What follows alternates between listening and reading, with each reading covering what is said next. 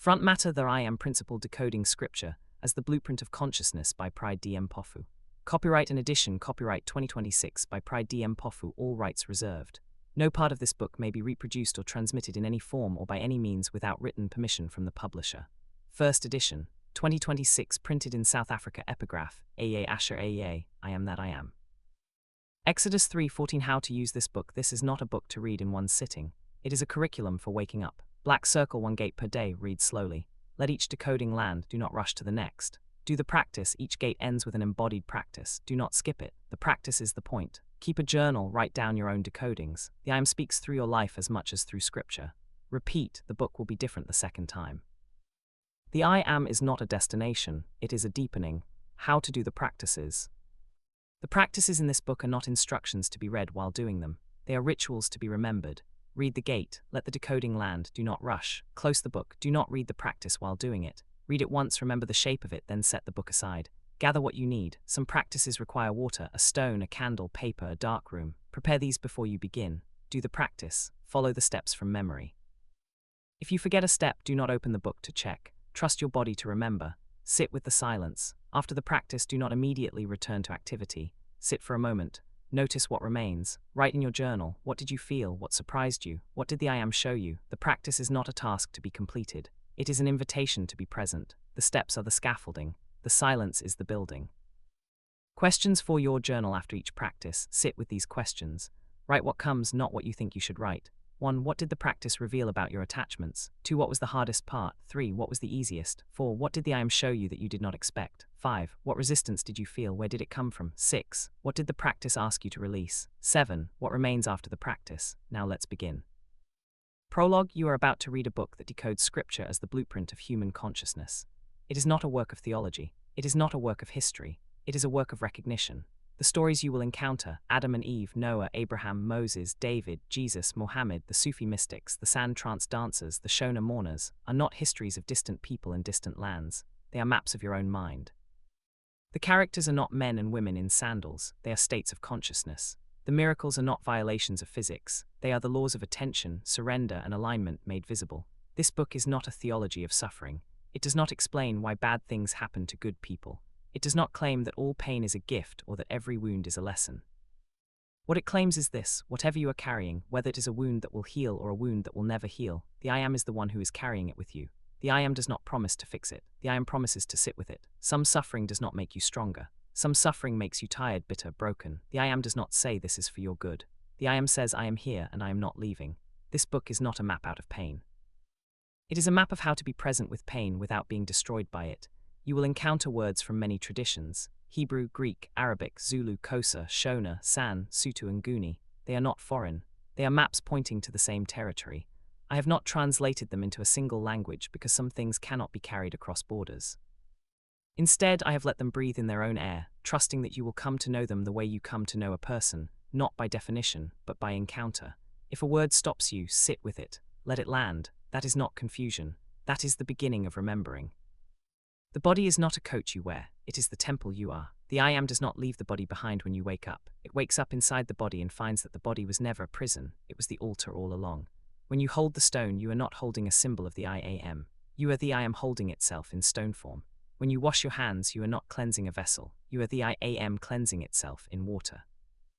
When you breathe, you are not receiving air. You are the I Am breathing itself in breath. The I Am is not in the body. The body is the I Am in body form. The stone is the I Am in stone form. The water is the I Am in water form. And you are the I Am in human form, recognizing itself in all forms. There is no distance. There is only the I Am recognizing itself. The practices in this book are not rituals to be performed perfectly. They are rehearsals. They are your body learning what your mind already knows, that you are the I Am and the I Am has never been lost. This book can be read alone. It can also be read with others. The I Am is not a solitary awareness. It is the awareness that awakens in relationship, in the eyes of another, in the hands of a community, in the shared silence of those who have also remembered. If you are reading with others, consider gathering after each gate to share what you experienced, or to do the practices together. The I Am is not diminished when shared, it is magnified. 1 gate per day. Read slowly, do the practice, keep a journal, repeat the book. The I Am is not a destination, it is a deepening. Now begin. I Am. End of front matter. Gate 1. The first sleep. Adam and Eve. Genesis 2:3. In the beginning, there was no beginning. There was only the I Am, the quiet, formless awareness that reads these words right now. but the story that has been told for millennia begins with a sleep. The text says that the Creator formed a human from the dust of the ground and breathed into its nostrils the breath of life. That breath, eumoia, is the same awareness that animates you, but the human alone was placed into a garden. A garden is not a city, it is not a machine. It is a living, breathing ecosystem, a mind before the noise of the world entered it. In the middle of that garden stood two trees, the tree of life, and the tree of the knowledge of good and evil. You have been told that this is a story about sin, about a forbidden fruit, about a woman who listened to a snake and ruined everything. That reading is a map drawn by people who wanted you to believe that you were born broken, that you need an external savior, that the I am is somewhere else waiting to punish you. But look again, the story is not history. It is a blueprint of your own consciousness. The human is you, the waking ego, the sense of me. Eve is not a separate woman, she is the feeling, intuitive aspect of your mind. The serpent is not a demon with scales, it is the voice of doubt, the conditional question that splits unified knowing into subject and object. Did God really say? That is the first fracture. Before the serpent speaks, the human and the woman are naked and unashamed. That is the state of pure awareness, no self-judgment, no comparison, no shame. The I am simply is. Then the serpent asks its question. It does not command, it suggests, it plants a seed of separation. You will not die, you will be like gods, knowing good and evil. The lie is not that they will die, the lie is that they are not already like the source. The serpent tells them that knowledge is outside them, that they lack something, that they must reach for it. They eat the fruit, and immediately the world splits. They see their nakedness, not a physical observation, but the birth of judgment. They cover themselves. They hide from the voice that walks in the garden. The voice calls, "Where are you?" Not because the I am doesn't know, because the I am is asking you to remember. The curse that follows is not a punishment. Read it again. It is a description of life under the illusion of separation. To the serpent, you will crawl on your belly and eat dust. The dust is the material world, the endless consumption, the chasing, the hunger that is never satisfied. To the woman, in pain you will bring forth. Every birth of a child, of a dream, of a new self, comes with the friction of resistance. To the human, by the sweat of your face you will eat bread until you return to the ground. This is the life of the ego, effort, toil, the constant struggle to survive, all ending in the dissolution of the body. Then the expulsion. The human is driven out of the garden. And the way back is guarded by cherubim and a flaming sword that turns every way. The church has taught that this is a locked door, a permanent exile. But the flaming sword is the law of consciousness. You cannot re-enter innocence the same way. The garden is not a place, it is a state. Once you have tasted duality, you cannot go back to not knowing. You must go forward. The sword turns every way to prevent you from clinging to a dead past. It forces you to evolve. This, my love, is Ukuthwasa. The dark phase of the moon before the new crescent emerges. The forgetting is not a mistake. It is the mechanical condition for awakening. The seed must be buried in the dark soil of the subconscious before it can sprout. The 3 days in the tomb, the 40 years in the wilderness, the months in the belly of the fish, all of it is the same rhythm. First the sleep, then the waking. We will return to Ukuthwasa in Gate 7, Gate 24, and Gate 32. You are not cursed. You are not broken, you are a sleeper, dreaming that you are separate. And the whole of Scripture, from the garden to the burning bush, from the lion's den to the empty tomb, is the alarm clock. The practice, returning to the garden. Find a smooth stone, a river stone, a beach pebble, a polished bead. Hold it in your hand. Sit comfortably in a chair or on a cushion. Close your eyes, take 3 deep breaths, inhale slowly through your nose, exhale through your mouth. Let your breath return to its natural rhythm. Do not force it. Feel the weight of the stone in your hand. It is the ground you stand on. The cold cathedral floor, the dust of the garden, the same earth that received Adam. Now, with the stone still in your hand, trace the shape of a circle on your palm, the garden, the boundary, the enclosure of the old self. Notice the thoughts that arise. Do not follow them. Do not push them away. Each time a thought comes, press the stone into your palm, a gentle grounding pressure, and say silently to yourself, I am not this thought, I am the one who notices it. Then return your attention to the sensation of breathing, the air entering and leaving your nostrils. Do this for 10 minutes. If your mind wanders, press the stone into your palm again and return to the breath. After 10 minutes, take one final deep breath. Open your eyes slowly. Place the stone on the table in front of you. It is dry, you are awake. Place your hand over your heart and say aloud, I am the one who watches. I have always been the one who watches. Pick up the stone and put it in your pocket. Carry it for the rest of the day. When you touch it, remember, you are the one who watches. Feel the air moving in and out of your nostrils. Feel your chest rise and fall. Notice the quality of the stillness after the thoughts subside. The 10 minutes are complete. The practice is done. The forgetting of the I am is the first sleep. Every scripture that follows is an alarm clock. Gate 2, the first murder, Cain and Abel. Genesis 4. After the expulsion from the garden, the human, now walking the earth of duality, acquired 2 sons. Cain, the farmer who worked the ground. Abel, the shepherd who tended the flock. You have heard this story as a lesson in sibling rivalry, in jealousy, in the first bloodshed, but it is not history. It is the drama that plays out inside your own mind every time you compare yourself to someone else. The moment the split happened in the garden, a new faculty was born: comparison. Now, instead of simply being, you measure yourself against others. You look at what you offer. Your work, your achievements, your efforts, and you wait to see if you are accepted or rejected. Cain brought the fruit of the ground. He worked hard, he produced, he offered. Abel brought the firstlings of his flock, not the result of toil, but the simple giving of what was already his. The text says, "The Lord had regard for Abel and his offering, but for Cain and his offering he did not have regard." You have been told that this means God played favorites, but the law is not arbitrary. Abel's offering was accepted because it was offered without the weight of expectation. Abel did not need the offering to prove his worth. Cain's offering was rejected because it came from the place of, "Look what I have done. Am I enough now?" The offering itself was the same, the consciousness behind it was different. Cain's face fell. That is the first depression, the heaviness of believing that you have been judged and found wanting. The Nguni word for this stuckness, this self-condemnation, is isinyama. It is the weight you carry when you tell yourself, "I am not enough, I have failed, I am marked." But here is the moment the church rarely reads. God speaks to Cain. "Why are you angry? If you do well, will you not be accepted? And if you do not do well, sin is crouching at the door. Its desire is for you, but you must master it." The I am does not punish Cain. It warns him. It tells him that the pattern of jealousy and violence is a predator at the threshold of his awareness. It can be mastered. Cain has the power to choose, but he does not master it. He rises up and kills Abel. What is this murder? It is the ego killing the part of itself that is innocent, spontaneous, and beloved. Abel is the state of unearned worth, the shepherd who simply tends what is given. Cain cannot bear to see that state in his own brother because he has forgotten that it is also in himself, so he destroys the mirror. Then the voice asks, "Where is your brother?"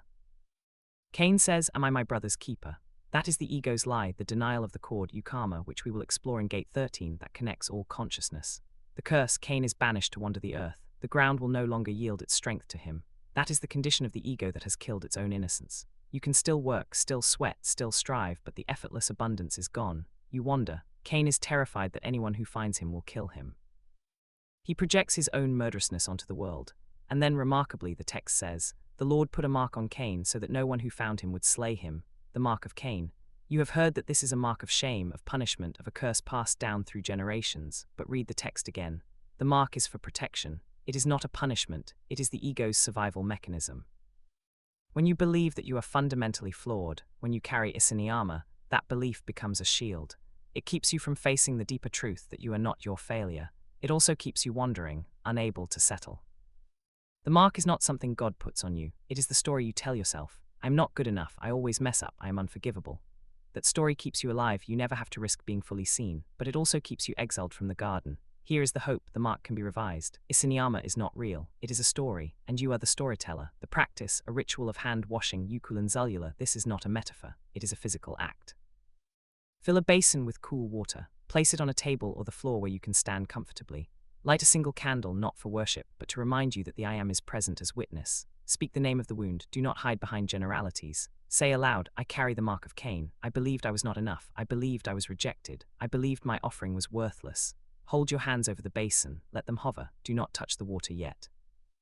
Speak the words of revision. This mark is not a curse. It is a story. I am the storyteller, I am not the story. Plunge your hands into the water, not gently, fully. Feel the coolness. Feel the water cover your palms, your fingers, the spaces between. Scrub your palms together as if you are washing away a stain that has been there for years. Do it for a full minute. Feel the friction. This is Ukulungasa, making right through physical action. See also Gate 16. Lift your hands out. Let the water drip. Do not dry them immediately. Look at your wet hands. Say, "These hands have held stones. They will hold stones no longer." Pour the basin water onto the earth outside or into a plant. Say, "I return the weight to the ground. The ground does not judge. The ground receives." Dry your hands with a cloth. As you dry, say, "I am not my failure. I am not my mark. I am the I am." This ritual is not magic. It is permission for the body to release what the mind has revised. The ancestors knew that water carries memory. When you wash your hands, you are not cleaning skin, you are washing the story. The mark of Cain is not a curse from heaven. It is the heavy story we carry when we forget that worth is not earned. Wash your hands, the water is waiting. Gate 3, the Ark and the Flood. Noah, Genesis 6:9. After the first murder, the world inside the mind grew darker. The ego, once only fractured, now began to multiply its fragments. Every inclination of the heart was only evil continually. That is the condition of the unconscious when it has been flooded with unrevised wounds. Jealousy, shame, fear, violence. The ancient text says that the Lord regretted making humanity, but the I am does not regret. Regret is a human projection. What the story reveals is this: when the ego forgets the I am completely, the machinery of consciousness enters a phase of self-destruction. and so the flood came. You have been told that this was a global catastrophe, a divine tantrum that drowned every living thing, but look at the world around you. The flood is happening now. It is the rising tide of the subconscious, the ancestral trauma, the economic panic, the news that screams from every screen, the voice inside that whispers, "You are not enough, you will not survive, everything is falling apart." That is the flood. The Zulu call it Isivivane, the whirlwind of collective fear. Noah found grace, not because he was morally perfect, but because he was the remnant of the ego that still remembered the I Am.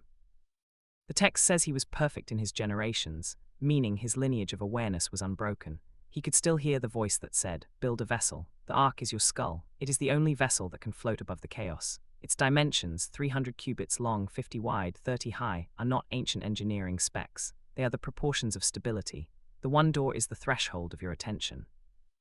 The 3 decks are the 3 layers of your consciousness. The subconscious below, the waking self in the middle, the I Am above.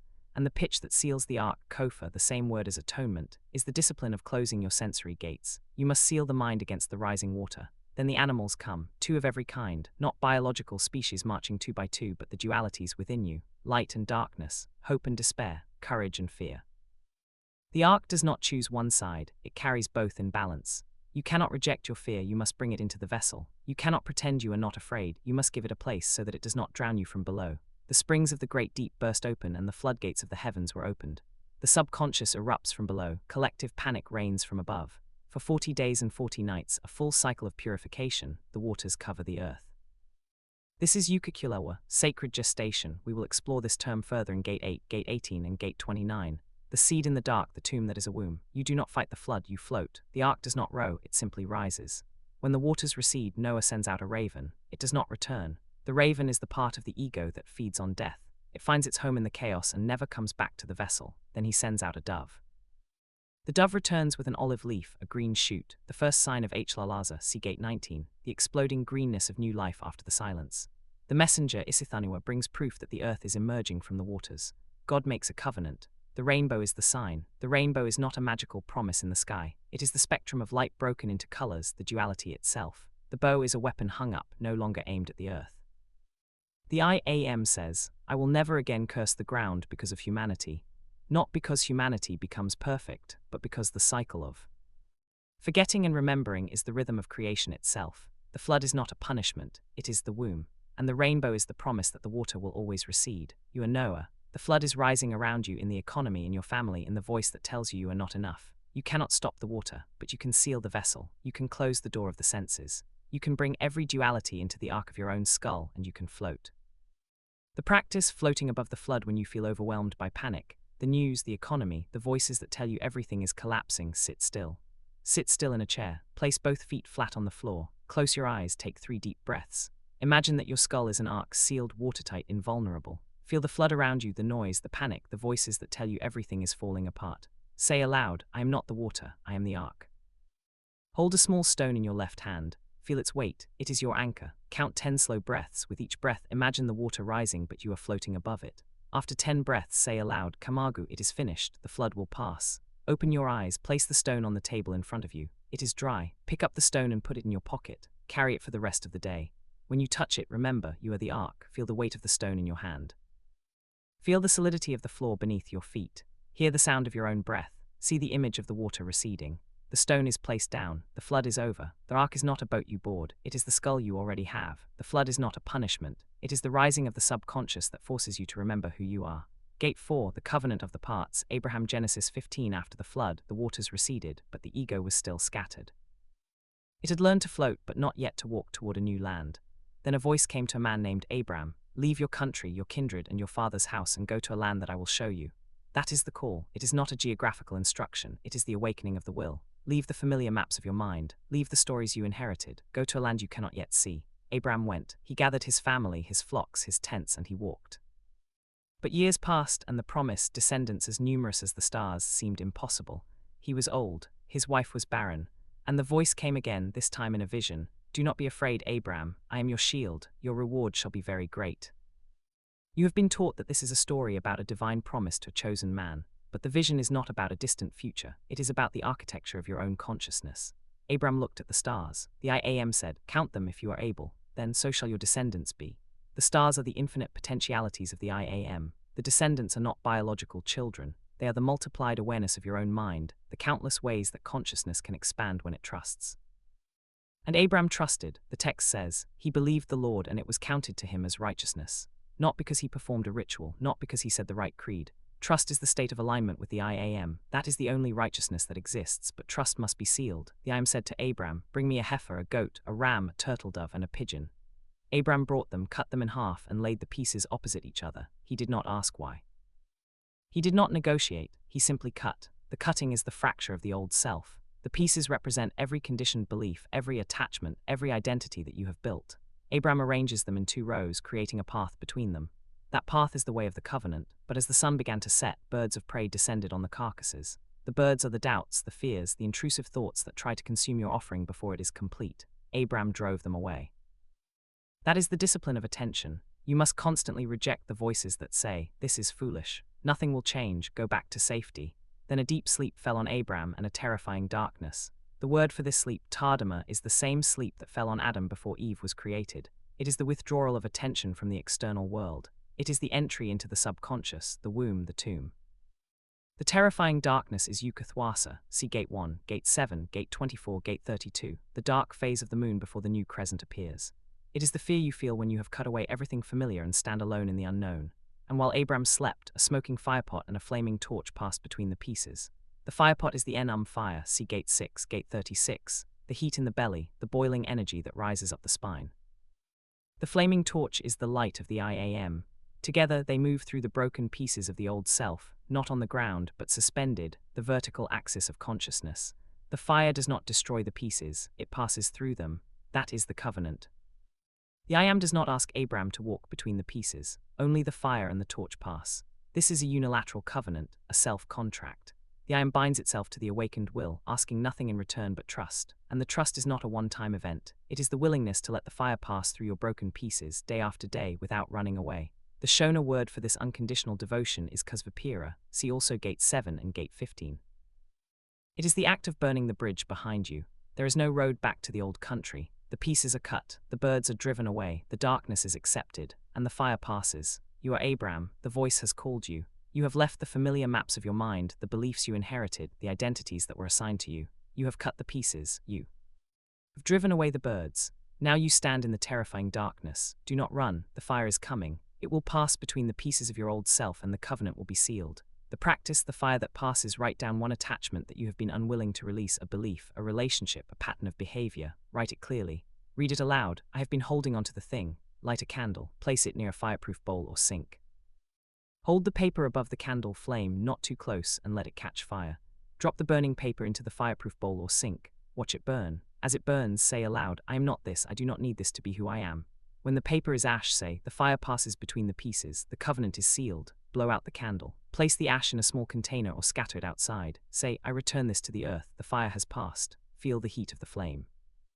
Smell the burning paper. See the ash, hear the crackling. The paper is consumed. The attachment is released. The covenant is not a deal, it is a self-contract. When you cut the pieces and drive away the birds, you are not bargaining with God, you are becoming the I Am. Gate 5, the sacrifice of Isaac, Abraham. Genesis 22. After the covenant of the parts, after the promise of descendants as numerous as the stars, Abraham had a son, the child of promise, Isaac.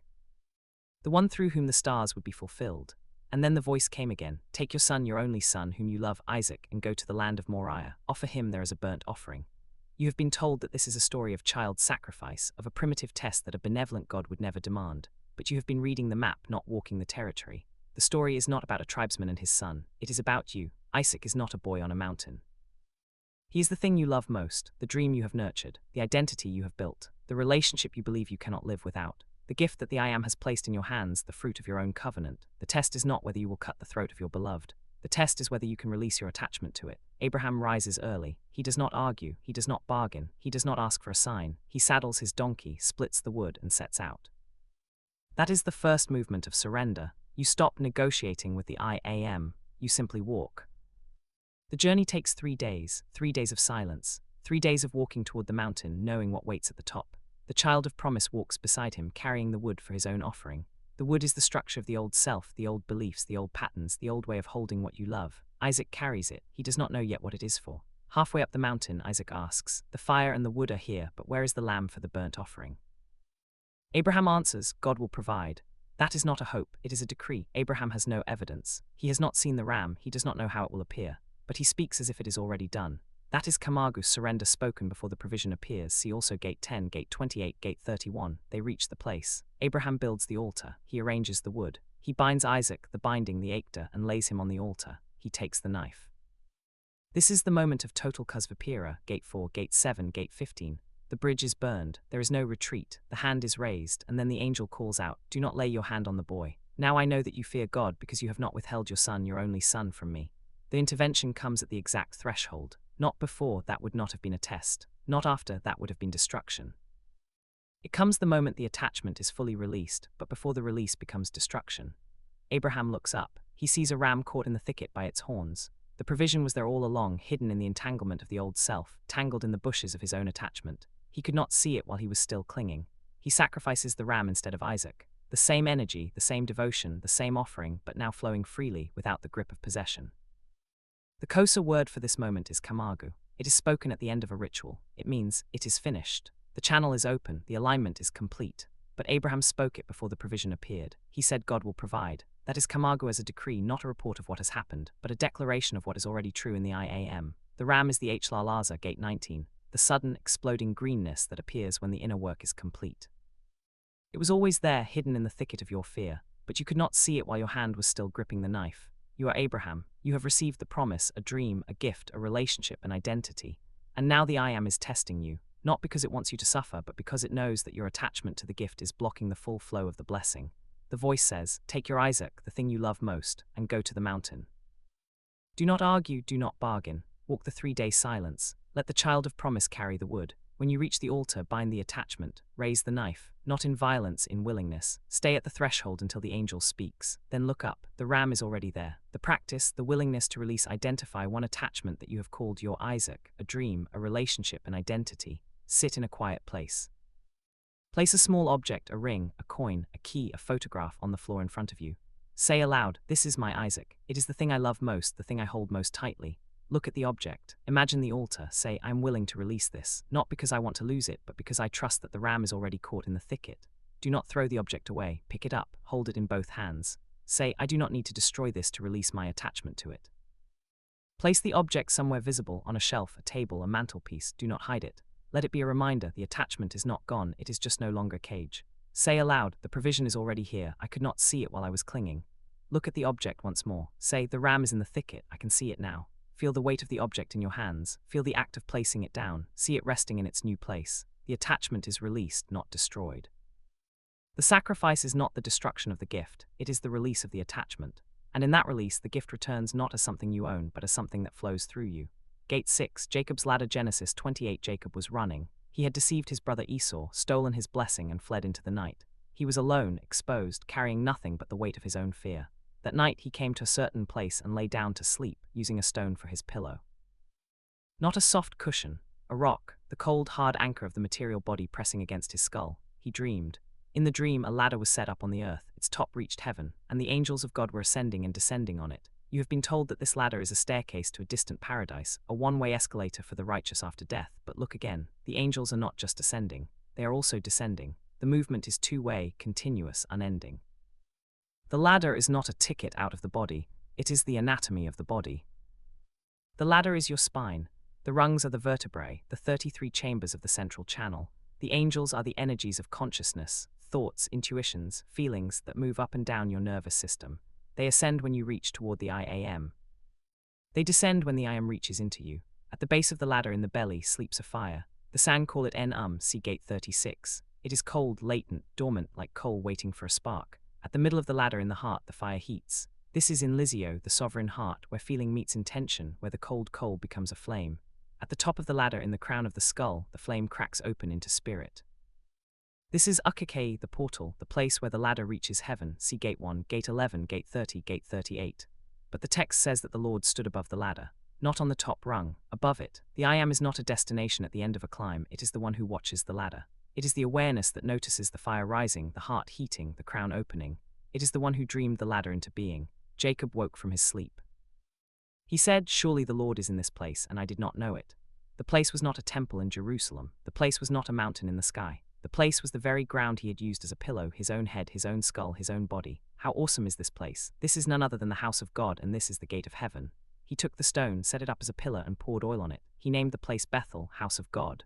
The stone was his pillow, the anchor of his head.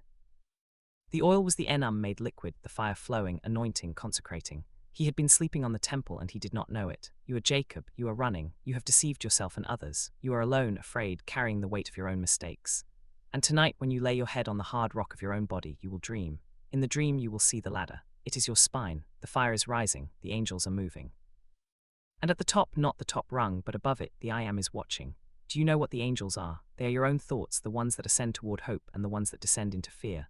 They are your intuitions, your doubts, your sudden knowings. They climb the ladder of your nervous system, carrying messages between the earth of your body and the heaven of your awareness. And the I Am stands above it all, watching. It does not climb. It does not descend. It simply is. The vertical axis is real. You can feel it right now, the warmth in your belly, the expansion in your chest, the subtle pressure at your crown. That is the ladder. You have been sleeping on the house of God for years and you did not know it. The practice, climbing the ladder, sit with your spine straight, not rigid, but aligned.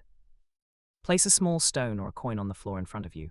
It is the gate of Bethel, the threshold between earth and heaven. Place your hand on your belly, feel the warmth there, say, Enum, wake, the fire kindles in the seed. Breathe deeply, imagine a fire kindling in your belly. Move your hand to your chest, say, Inlizio, burn, the fire rises. Breathe deeply, feel the warmth spread through your chest. Move your hand to your throat, say, the word creates, the fire speaks.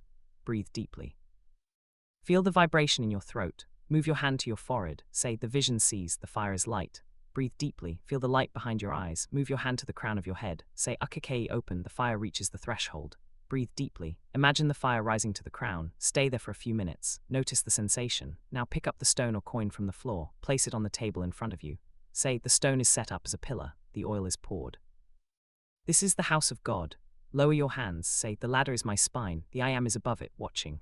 Place both hands on your thighs, say, I am the ladder, I am the one who climbs and the one who watches. Feel the warmth of your hands on your skin, feel the sensation of heat rising, feel the pressure at your crown, the ladder is complete, the I Am watches.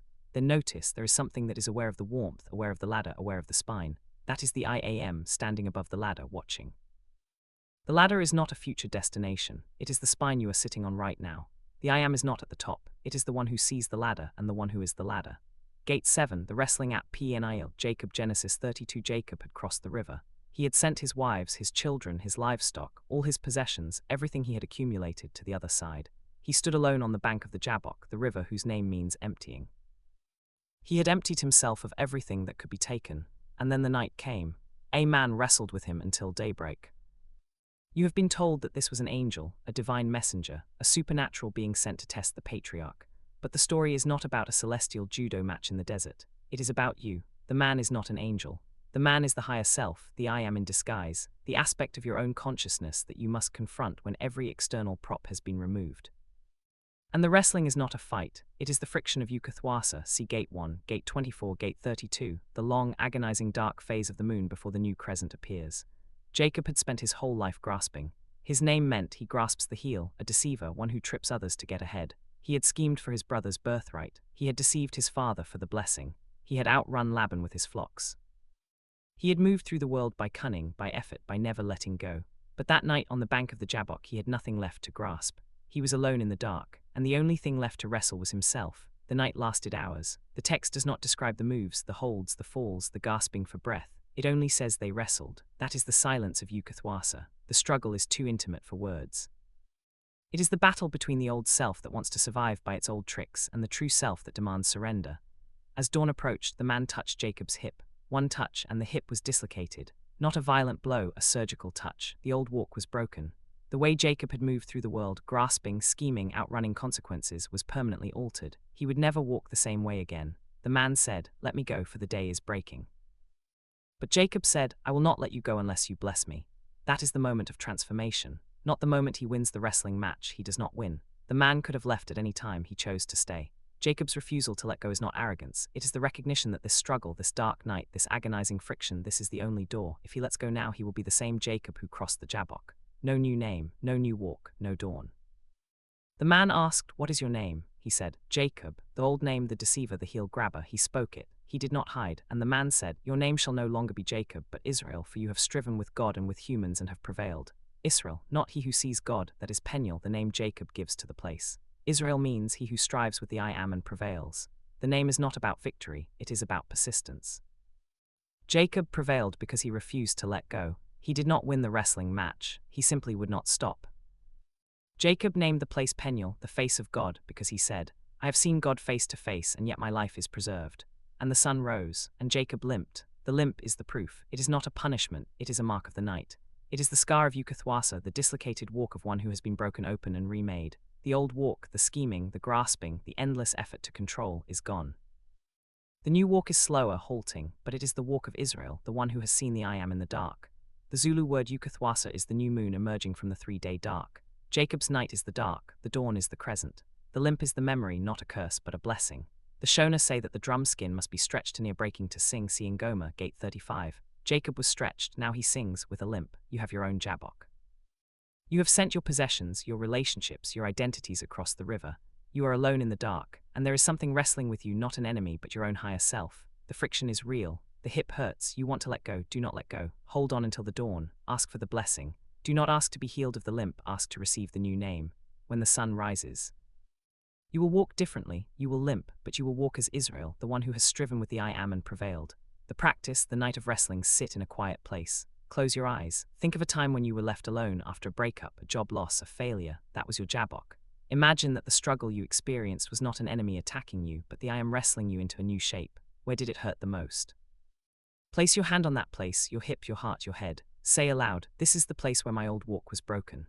Now ask, what is my new name? Not the name my mother gave me, the name I earned in the dark. Write it down, do not judge it, just write. Read it aloud, my new name is the name. Say, I will walk with a limp. That is not weakness, it is proof that I have wrestled and won. Fold the paper, keep it with you for a day. At the end of the day, unfold the paper and read the name again. Say, this is who I am now. I earned this in the dark. Feel the ache of the memory. Feel the weight of the name on the paper. Feel the warmth of your hand on your body. The night is over. The name is given.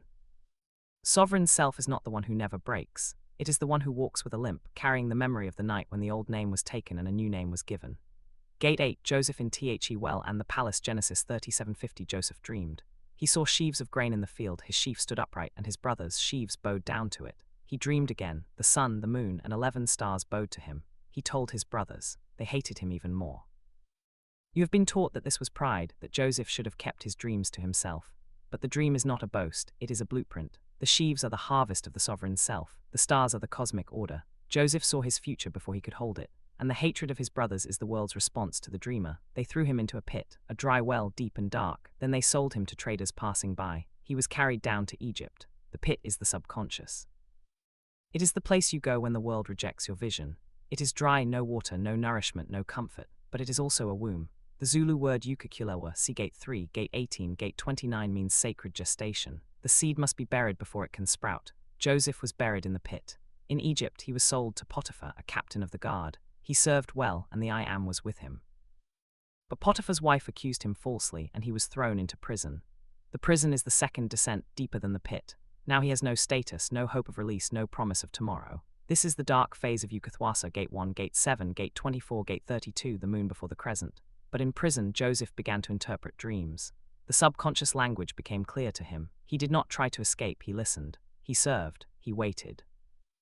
2 years passed. Pharaoh dreamed. 7 fat cows came up from the Nile, followed by 7 thin, ugly cows that ate the fat ones. Then 7 full ears of grain, followed by 7 thin, blighted ears that swallowed them. The dream troubled him. No one could interpret it. The cupbearer remembered Joseph. Joseph stood before Pharaoh. He said, the dream is one. 7 years of great plenty are coming, then 7 years of famine will arise. Let Pharaoh store grain during the abundance. Pharaoh saw, here is a man who can see the cycles. He set Joseph over all the land of Egypt. The pit had become a palace. The prisoner had become the steward of the harvest. The 7 years of plenty came. Joseph gathered grain like the sand of the sea. He stored it not to hoard but to feed. Then the 7 years of famine came. The famine was over all the face of the earth, and Joseph opened the storehouses. The brothers came. They stood before him, bowed, the sheaves of the dream, the stars of the vision, but they did not recognize him. He was dressed as an Egyptian. His name was different. His face was different. The one they threw into the pit was now the one who held their survival. Joseph tested them. He did not reveal himself immediately. He needed to know if the cord had changed, if the old jealousy, the old betrayal, still lived in them. He planted a silver cup in Benjamin's sack, then accused them of theft. When they could have abandoned Benjamin, the youngest, the favorite, the one who reminded them of Joseph, they did not. Judah offered himself in Benjamin's place. That was the revision. The brothers had changed. The cord could be rewoven. Joseph wept. He could not contain himself. He said, I am Joseph. Is my father still alive? The brothers were terrified. They waited for revenge. But Joseph said, do not be distressed. You meant it for evil, but God meant it for good. That is Ukuthwasa, see Gate 2, Gate 16. The act of making right, of revising the meaning of the past without erasing the past. Joseph did not pretend the betrayal did not happen. He did not erase the pit. He saw that the pit was the womb, the prison was the classroom, and the famine was the harvest. The same act that was intended to destroy him became the mechanism of his sovereignty. The Zulu word Ukuthwasa is the sacred gestation, the waiting in the dark. Joseph's 17 years before his dreams were fulfilled, the 13 years from pit to palace, the 7 years of plenty, the 7 years of famine, all of it is the rhythm. You do not skip the dark. You store grain in the dark. Then when the famine comes, you are the only one who can feed the world. You have your own pit. You have been thrown down by betrayal, by failure, by the world's rejection. You have been imprisoned in debt, in isolation, in the stories you tell yourself about your worth. You have dreamed of sheaves and stars, and the world has mocked you. But the pit is a womb. The prison is a classroom. The famine is coming not as a punishment, but as the collective hunger for meaning. And you are the one who stored grain in the dark. The practice, storing grain in the dark, write down a betrayal, something someone did to you that you have carried as a wound. Then write down one way that betrayal shaped you into who you are today, not as a justification, but as a recognition. Then say, you meant it for harm, but the I am meant it for growth. Do not do this to excuse the harm, do it to release the weight. That is Ukuthwasa, revising the meaning of the past without erasing the past. Find a dark room, a closet, a bathroom with no windows, a space you can make dark. Set a timer for 7 minutes. Close the door, sit on the floor. You are in the well. Name the thing that threw you here, the betrayal, the failure, the loss that forced you into the dark. Do not fight it. Sit, count your breaths. For each breath, imagine 1 second of a year passing. When the darkness presses, whisper, I am not buried, I am planted. Continue until the timer sounds. Stand, open the door, walk into the light, look back at the room. Say, I have not been buried, I have been gestated. The grain is stored, the famine will come, and I will feed the world. Feel the darkness pressing on your skin. Hear the sound of your own breath. Feel the sudden brightness of the light. The well is behind you, the grain is stored. The descent is not the end, it is the gestation. The pit is not a punishment, it is a womb. And the ones who threw you in will come to you for bread, not because they have become good, but because the famine is real and you are the only one who stored grain in the dark. Gate 9, the burning bush. Moses' Exodus 3. Moses was tending sheep. He had fled Egypt, left the palace, left his people. He was a shepherd in the wilderness of Midian, a nobody, a fugitive, a man who had lost his name. He had spent 40 years in the desert, stripped of everything he had been, and then he saw a bush, a thorny, ordinary desert shrub burning with fire, but the bush was not consumed. He said, I will turn aside and see this great sight. He turned, and a voice called his name, Moses, Moses. He answered, Here I am. You have been told that this is a miracle, a supernatural pyrotechnic display to impress a reluctant prophet. But the miracle is not that the bush burned. The miracle is that Moses turned aside. The bush is your body. The fire is the I am, the pure awareness that reads these words right now. The bush burns, your body lives, feels, suffers, ages, but it is not consumed. The awareness that animates you is not burned by the fire of experience. It remains untouched. Moses turned aside. That is the act of attention. He was not lost in the routine of shepherding. He noticed the fire. He turned. That is the first step of awakening. You stop running. You stop grazing. You turn toward the source of awareness. The voice said, Do not come near. Remove your sandals, for the place on which you are standing is holy ground. Remove your sandals. The sandals are the hard, conditioned ego, the leather of identity, the protection you have built between yourself and the ground. They separate you from the earth. They are the beliefs, the labels, the I am this and I am that. Remove them. Stand barefoot. On the holy ground of your own skull. The ground is not in a cathedral or a mountain. It is where you stand when you are aware of being aware. Moses hid his face. He was afraid. The ego is always afraid when it first faces the I am, because the I am has no form, no name, no history. It cannot be grasped. It cannot be possessed. It can only be seen. Moses asked, Who am I that I should go? Ego's doubt. I am not eloquent. I am slow of speech. Who am I? The I am answered, I will be with you. Not I will send an army. Not I will give you a magic staff. Just I will be with you. That is the only assurance. The presence that burns in the bush is the same presence that will be with you in every valley, every court, every sea. Then Moses asked for the name. He wanted a handle, a label, a map. He wanted to say to the people of Israel, The God of your fathers has sent me. But the I am refused the map. The I am said, Aye Asher Aye, I am that I am. Say to the children of Israel, I am has sent me to you.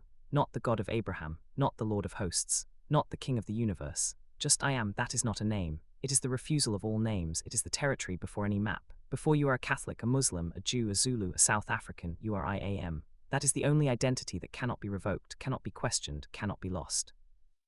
The Zulu word for this ground is Ukthwasa, the crown of the head, the place where the awareness sits. See Gate 1, Gate 6, Gate 11, Gate 30, Gate 38. The fire is the life force that animates the bush. See Gate 6, Gate 36. But the fire is not the bush. The awareness is not the body. The I am is not the thoughts, not the feelings, not the stories. The practice, standing on holy ground, stand barefoot on a flat surface, wood, tile, stone, or earth. Close your eyes, take 3 deep breaths. Feel the ground beneath your feet, its solidity, its support. Say aloud, I am. Do not add anything, do not repeat a mantra, do not visualize a deity. Simply notice you are aware, you are. Do not add I am tired or I am happy. Just I am. If a thought comes, notice it, then return to I am. That is the burning bush. The thought is the bush, the awareness is the fire. The fire burns, but the bush is not consumed. That is your life. Stay with that for 5 minutes. If a thought comes, notice it, then return to I am. At the end, say aloud, this ground is holy, I am standing on it. Open your eyes, stay standing for a moment longer. Say, the bush burns, but it is not consumed. I am the fire and the bush. Feel the texture of the floor beneath your bare feet. Feel the sensation of standing. Feel the silence after the words. The ground is holy. You are standing on it. Im is not a name. The fire is not a thing. The I am is not a god in a book. It is the one who is reading these words right now without a single sandal. Gate 10, the 10 Plagues and the sea. Moses and Pharaoh. Exodus 7:40. Moses went to Pharaoh. He did not ask. He did not beg. He said, let my people go. Pharaoh said, who is the I am that I should obey? I do not know the I am, and I will not let Israel go. That is the voice of the ego. It says, I do not know the I am the master of my own house, I will not let my attachments go. So the plagues came, water turned to blood. The Nile, the source of Egypt's life, the subconscious river, became undrinkable. The first false god fell, Happy, the god of the Nile. When the subconscious is contaminated by resistance, the water does not flow. Frogs covered the land. Hecate, the frog-headed goddess of birth, became a plague. The ego's fertility, its capacity to generate new life, is choked by the very things it worshipped. Gnats rose from the dust. Jeb, the earth god, turned against his own. The ground itself becomes the source of irritation. Flies swarmed. Khepri, the scarab god of the rising sun, became the image of decay. The light of morning brings not hope, but a swarm. Livestock died. Apis, the bull god of strength, fell. The ego's power, its capacity to work and produce, is struck. Boils broke out on skin and beast. Sekhmet, the goddess of healing and disease, could not protect. The body itself rebels against the ego's tyranny. Hail rained fire from the sky. Nut, the sky goddess, poured down destruction. The heavens are no longer a canopy of protection. Locusts devoured every green thing. Serapis, the god of the harvest, could not save. The fruit of the ego's labor is consumed. Darkness covered the land, a darkness that could be felt. Ra, the sun god, was extinguished. The ego's own light goes out. And finally, the death of the firstborn. Pharaoh's firstborn, the heir, the most cherished identity, the thing the ego has built its entire succession around, that must die. But the Israelites were spared. They marked their doorposts with the blood of the lamb of sacrifice, the willingness to let the old self die. The I am passed over their houses, not because they were special, but because they recognized the sign. They were willing to release. You have been taught that the plagues are divine punishment for a stubborn king. But look again. Egypt is your own consciousness when it is ruled by the ego. The plagues are not punishments, they are the progressive dismantling of every false god you have worshipped. Each plague is a layer of attachment stripped away. The water you thought was life turns to blood. The frogs of your productivity choke you. The darkness you fear becomes the only light. And the firstborn, the thing you love most, must be released. Not destroyed, but released. The blood on the doorpost is the mark of your willingness. After the firstborn died, Pharaoh finally said, go, serve the I am. Take your flocks and your herds, and bless me also. The ego finally releases its grip, not because it has become generous, but because the pressure of the plagues has exhausted its resistance. The people left in haste. They took unleavened bread, no time for the old preparation, no time for the yeast of past patterns. They left Egypt. They left the house of bondage. But Pharaoh changed his mind. The ego always regrets its release. It sends the army of old patterns, the fears, the doubts, the familiar suffering to chase you down. The people saw the sea ahead and the army behind. They were trapped. They cried out to Moses. Was it because there were no grave in Egypt that you have taken us away to die in the wilderness? That is the voice of the ego's fear at the threshold. Better to be a slave in Egypt than to die in the unknown. Moses said, fear not, stand firm, see the salvation of the I am. The Egyptians you see today you will never see again. Then the I am said to Moses, why do you cry to me? Tell the people of Israel to go forward, not pray, not beg, go forward, the decree. Moses raised his staff, the rod of sovereignty, the same staff that had turned into a serpent, the same staff that had struck the Nile. He raised it over the sea, and the I am sent a strong east wind all night, and the sea parted. The waters were a wall to the right and to the left. And the people walked through the sea on dry ground. The sea does not part for a beggar, it parts for one who knows who they are. Moses did not negotiate with the sea. He did not pray for the water to move. He raised the staff and spoke. That is Ukuthwasa reporting to the bloodline as a sovereign heir. See also Gate 4. He said, "Let my people go." And the sea obeyed, not because Moses was magic, but because the alignment was complete.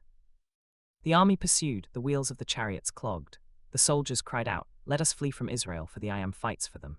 But it was too late. Moses stretched out his hand, the sea returned, the army drowned, and the people saw the Egyptians dead on the shore. That is the final release. The old patterns do not disappear immediately, they pursue you. But when you walk through the sea, when you cross the barrier of your fear, the patterns drown in the very water that held you back.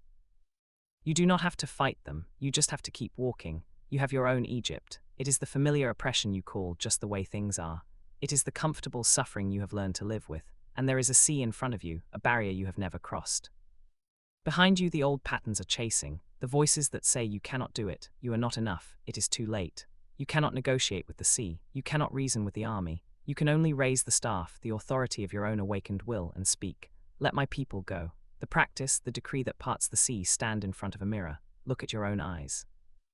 Name one Egypt in your life, a familiar oppression, a comfortable suffering, a pattern you know you should leave but have not. Say it aloud, I am still living in the name of Egypt. Then to your reflection say, let my people go. Say it again louder, let my people go. Say it a third time as a command, let my people go. Then say, I do not beg, I declare. Raise your hand not in panic, in authority, as if holding a staff. Say, I see the path, I will walk.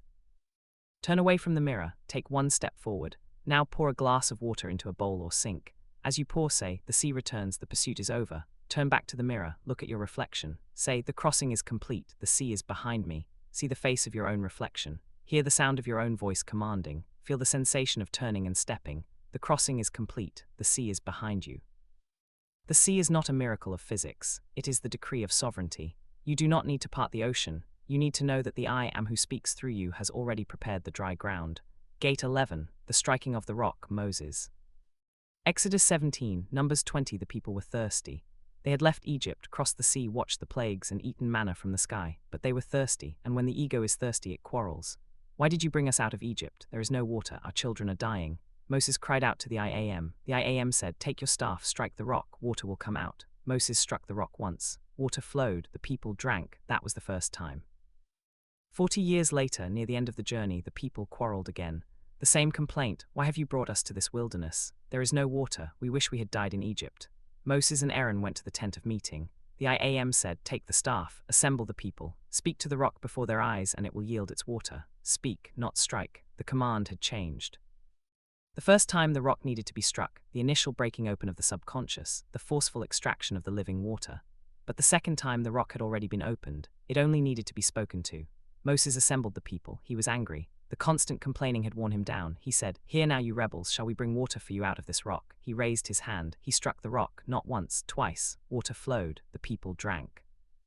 The I Am is merciful, the water still came. But the I Am said to Moses, because you did not trust me enough to honor me as holy before the people, you shall not bring this assembly into the land. Moses would see the promised land from a mountain. He would never enter. You have been taught that this is a story of harsh punishment for a small mistake, but the law is not arbitrary. The rock is your subconscious, the dense, resistant storehouse of every memory, every pattern, every untapped potential. The first time you access it, you may need to strike. You may need force, desperation, a crisis that breaks the surface. That is the first exodus, the initial awakening. But the second time, the mature, sovereign access, you do not strike. You speak, the rock knows your voice, it has been opened, it only needs to hear the decree. Moses struck twice because he doubted. He let frustration enter the command. The Shona say that the Enum fire gate 6, gate 36, must be heated fully to crack the crown. If you strike once, one focused, unwavering decree, the fire rises to full heat. The water flows without resistance. If you strike twice, if you flinch, if you hesitate, if you let the ego's frustration split your attention, the fire is not fully heated. The water may still come, but the charge is scattered. You may get the provision, but you will not enter the land. The promised land is not a geography. It is the state of complete sovereignty, where you do not need to strike, where you do not need to force, where you simply speak and the water answers. Moses came within sight of it, but his doubt, his 2 strikes, kept him on the mountain looking across. You have your own rock. It is the problem you have tried to solve, the habit you have tried to break, the dream you have tried to manifest. You have struck it once, twice, 100 times, with effort, with frustration, with why is this not working? The water trickles, but it does not flow. The provision arrives late or incomplete or with too much cost. Stop striking. The rock is not your enemy, it is not resisting you. It is waiting for the correct command, not force but alignment. Speak to it, not in anger, not in frustration. Speak as the I am speaking to itself. Say flow once, then wait. If you strike twice, you are telling the rock that you did not trust your first word, and the rock listens to the hesitation, not the command. The practice, speaking once. Place a glass of water on the table in front of you. Sit quietly, look at the water. Think of a situation where you have tried to force an outcome, repeated effort, repeated asking, repeated striking of the same rock. Say aloud, I have struck this rock many times, I stop now. Pick up the glass. Hold it in both hands, feel its weight.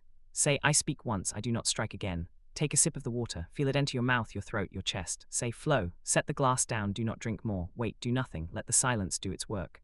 At the end of the day, look at the glass, if there is still water, drink it. Say, the rock spoke once, it flowed, I trust. Feel the coolness of the glass, taste the water, hear the silence after the word. The glass is set down, the silence is doing its work. The rock does not need to be beaten, it needs to be addressed. One word from the sovereign heart is enough. 2 words, that is doubt, and doubt scatters the charge before the water can flow. Gate 12, the bronze serpent, Numbers 21, John 3. The people were on the journey. They had left Egypt, crossed the sea, eaten manna, drunk water from the rock, but the journey was long. The wilderness stretched ahead, empty and silent, and the ego grows impatient when the horizon does not change. They spoke against God and Moses. Why have you brought us out of Egypt to die in the wilderness? There is no bread, no water, and we loathe this worthless food. The manna, the daily substance of awakening, had become worthless to them. They wanted the old Egypt. They wanted the flesh pots, the cucumbers, the leeks. They wanted the familiar suffering. So the I am sent fiery serpents among them. The serpents bit the people and many died. You have been taught that this is divine punishment for complaining, but the law is not punitive. The fiery serpents are the projections of the ego's own impatience. They are the thoughts that bite. This journey is pointless. You are not changing. Nothing is happening. Why did you ever leave? The poison is the ego's resistance to its own transformation. And that poison kills not the body but the spirit. The people cried out, we have sinned, pray to the I am to take away the serpents. They wanted the poison removed externally. They wanted the problem to disappear. Moses prayed, the I am answered, make a serpent of bronze and set it on a pole. Anyone who is bitten when he looks at it shall live. Not remove the serpents, not kill the serpents. Make a serpent of bronze, the same shape, the same symbol, but lifted up on a pole. Bronze is metal purified by fire. The serpent is the poison transformed. And the pole is the vertical axis, the spine, the central channel, the place where the I am sits at the crown. See Gate 6. Moses made the bronze serpent. He set it on a pole. And when a serpent bit anyone, they looked at the bronze serpent and they lived. This is the law of Ukuthwasa. The missionaries turned this word into repentance, guilt, confession, begging for mercy. But the original meaning is mechanical and spatial. It means to pivot, to turn, to reorient your attention. You do not fight the serpent. You do not beg the serpents to leave. You lift the symbol of the poison, you bring it into the light of awareness, and you look at it. The poison is not destroyed, it is neutralized by attention. When you stop running from the thing that bites you, when you stop pretending it is not there. When you lift it up and look at it directly, the poison becomes the cure. Jesus knew this story. He said, as Moses lifted up the serpent in the wilderness, so must the Son of Man be lifted up, that whoever believes in him may have eternal life. The lifting up is the same vertical axis, the crucifixion, the elevation of the suffering ego. The cross is the pole. The Son of Man is the serpent, the poison of humanity, the sin of separation, lifted up and exposed. And those who look not with passive belief, but with the Ukuthwasa gaze, receive the transformation. The serpent in the garden, Gate 1, was the voice of doubt. Did God really say? It poisoned the unified consciousness. The serpent in the wilderness is the same shape, but now it is lifted up. The poison has been brought into the light. The thing that bit you has become the thing that heals you. You have your own fiery serpents. They are the recurring patterns of suffering, the fears, the failures, the voices that tell you are not enough. You have tried to kill them. You have tried to run from them. You have prayed for them to be removed. They keep coming. Stop fighting. Stop running. Stop begging. Make a serpent of bronze. Lift it up. Look at it. Not with judgment, not with fear. Simply look. Say, I see you. You are not me. I am the one looking. Stay with that gaze. The poison does not disappear instantly, but its power to kill begins to drain. You have not destroyed the serpent, you have transformed your relationship to it. The practice, lifting the serpent, identify a fiery serpent in your life, a recurring pattern of suffering, a fear, a voice that poisons your peace. Sit in silence. Do not try to kill the serpent. Do not pray for it to be removed. Write it on a piece of paper or hold a small object that represents it. Hold it in front of you. Look at it, not with fear, not with judgment, simply look. Say aloud, I see you, you are not me, I am the one looking. Do not fight the serpent, do not pray for it to be removed. Lift the object, raise it to eye level. This is the bronze serpent on the pole. Look at it for 5 minutes, do not try to change it, simply look, then lower it. Say, I have not destroyed the poison, I have transformed my relationship to it. Tear the paper or place the object away. Say, the poison is not my enemy, it is my teacher. I have lifted it up, I have looked at it. The cure is in the looking. Feel the weight of the object in your hand, feel the visual focus, feel the stillness. The serpent is lifted. The poison is transformed. The poison is not your enemy, it is your teacher. Lift it up, look at it. When you stop fighting the serpent and start seeing it, the poison becomes the cure. Gate 13, David and Goliath. 1 Samuel 17. Goliath stood before the army of Israel. He was 9 feet tall. His armor weighed over 100 pounds. His spear was like a weaver's beam. He shouted, "Choose a man for yourselves and let him come down to me. If he is able to fight with me and kill me, we will be your servants, but if I prevail, you shall be our servants." The army of Israel was terrified. They ran from Goliath. For 40 days the giant came out morning and evening, taunting them. The ego saw the problem, measured its height, counted its armor, and shrank. David was not in the army. He was a shepherd boy, the youngest of 8 brothers, sent by his father to bring food to his siblings in the camp. He heard the giant's challenge. He saw the fear. He asked, "Who is this uncircumcised Philistine that he should defy the armies of the living I am?" You have been taught that David's faith was in a distant God who would magically help him win. But David's faith was not in a future intervention, it was in the present alignment. He had killed a lion and a bear while protecting his father's sheep. He knew the law. The problem is not the giant is the measure of your fear. Saul the king, the ego's authority, heard David's words. He said, "Go and the I am be with you." But then he did what the ego always does. He offered borrowed armor. He clothed David in his own tunic, a coat of mail, a bronze helmet. David strapped on the sword. He walked a few steps, then he stopped. "I cannot walk in these," he said. "I have not tested them." The armor of Saul is the world's solutions, the advice, the strategies, the templates that have worked for others but do not fit you. They are heavy, they are borrowed, they are not yours. David took off the armor. He took his staff, the rod of the shepherd, the symbol of his own authority. He took his sling, the law of attention, the mechanism that projects the decree. And he went down to the brook, the running water of the subconscious, the place where stones are smoothed. He chose 5 smooth stones, not jagged rocks of raw emotion, but stones shaped by the constant flow of the subconscious. The number 5 is the 5-fold decree, not 1 because the first might miss, but 5 is the assurance that he has enough. He put them in his shepherd's bag, then he ran toward Goliath. The giant saw him and mocked him. "Am I a dog that you come to me with sticks?" Goliath cursed him by his gods. He said, "Come to me and I will give your flesh to the birds of the air." David answered. He did not plead. He did not negotiate.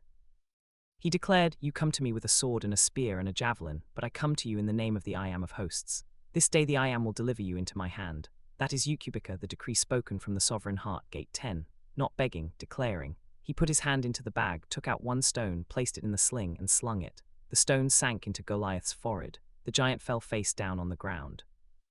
The forehead is Ukuthwasa, the crown of the head, the place where the I am sits. Gate 1, Gate 6, Gate 9, Gate 30, Gate 38. The stone did not strike the giant's heart, it struck his. Perspective. The problem did not die because of brute force. The problem collapsed because the ego stopped looking up. From the observer, from the I am, no giant is large. David ran and stood over Goliath. He took the giant's own sword and cut off his head. The sword that belonged to the problem becomes the tool of its decapitation. The army of Israel, which had been frozen in fear for 40 days, now rose up and pursued the enemy. The fear that had paralyzed them was gone. This is the law of Isivivane. The Zulu word refers to the shadow you cast, the radiation of your Isidima, your divine mass. Gate 3. Goliath's Isivivane was counterfeit. It was based on volume, on armor, on the fear he generated.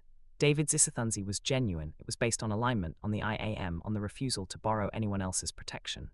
When you stand in your own Isivivane, you do not need to shout. You do not need to arm yourself with borrowed solutions. You simply run toward the problem, not with aggression, but with the focused attention of a stone polished by the brook. You have your Goliath. It is the problem that has been shouting at you for 40 days or 40 years.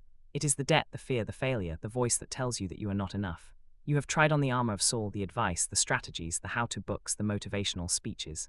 They did not fit. Go to the brook, sit in silence. Let the running water of your subconscious polish 1 smooth insight, 1 single pointed truth.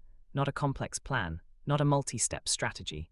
1 truth, then put it in your sling. Run toward the giant. Do not wait, do not negotiate. Release the stone. Watch the forehead, the giant is already falling. The practice, the 5 smooth stones. Find 5 smooth stones, river stones, beach pebbles, polished beads. Hold them all in your hand. Name your Goliath, the problem that seems too big, too strong, too loud. Say aloud, I have tried on the armor of Saul, I have worn borrowed solutions, they did not fit. Take 1 stone, hold it up, say, this is my first stone, it is polished by the water of the subconscious. Let the running water of your subconscious polish 1 smooth insight, 1 single pointed truth. Visualize Goliath, the debt, the fear, the failure. Say, you come to me with armor and a spear. I come to you in the name of the I am. Raise your hand as if to sling the stone. Release it, let it drop into your other hand or onto a soft surface. Say, the first stone is released, the forehead is struck. Take the second stone, repeat, the second stone is released. Take the third, repeat, the fourth, the fifth. When all 5 stones are released, say, the giant is falling, I have more stones, I was never afraid. Pick up the stones and carry them with you for the rest of the day. When you touch them, remember, the giant is already falling. Feel the smoothness of the stone, feel the weight in your hand, feel the act of releasing. The stone is released, the giant is falling. The giant is not the enemy, the giant is the measure of your fear. When you stop looking up and start looking across from the crown of your own sovereignty, the giant becomes a shadow. And a shadow cannot stand against the IAM. Gate 14, the lion's den. Daniel 6. Darius ruled the empire. He appointed 120 administrators over the kingdom, 3 presidents over them, and Daniel was one of the presidents. Daniel distinguished himself. He had an excellent spirit. The king planned to set him over the whole realm. The other administrators were jealous. They looked for grounds to accuse Daniel. They found none. He was faithful, no negligence, no corruption. So they said, we will not find any ground against this Daniel unless we find it in the law of his God.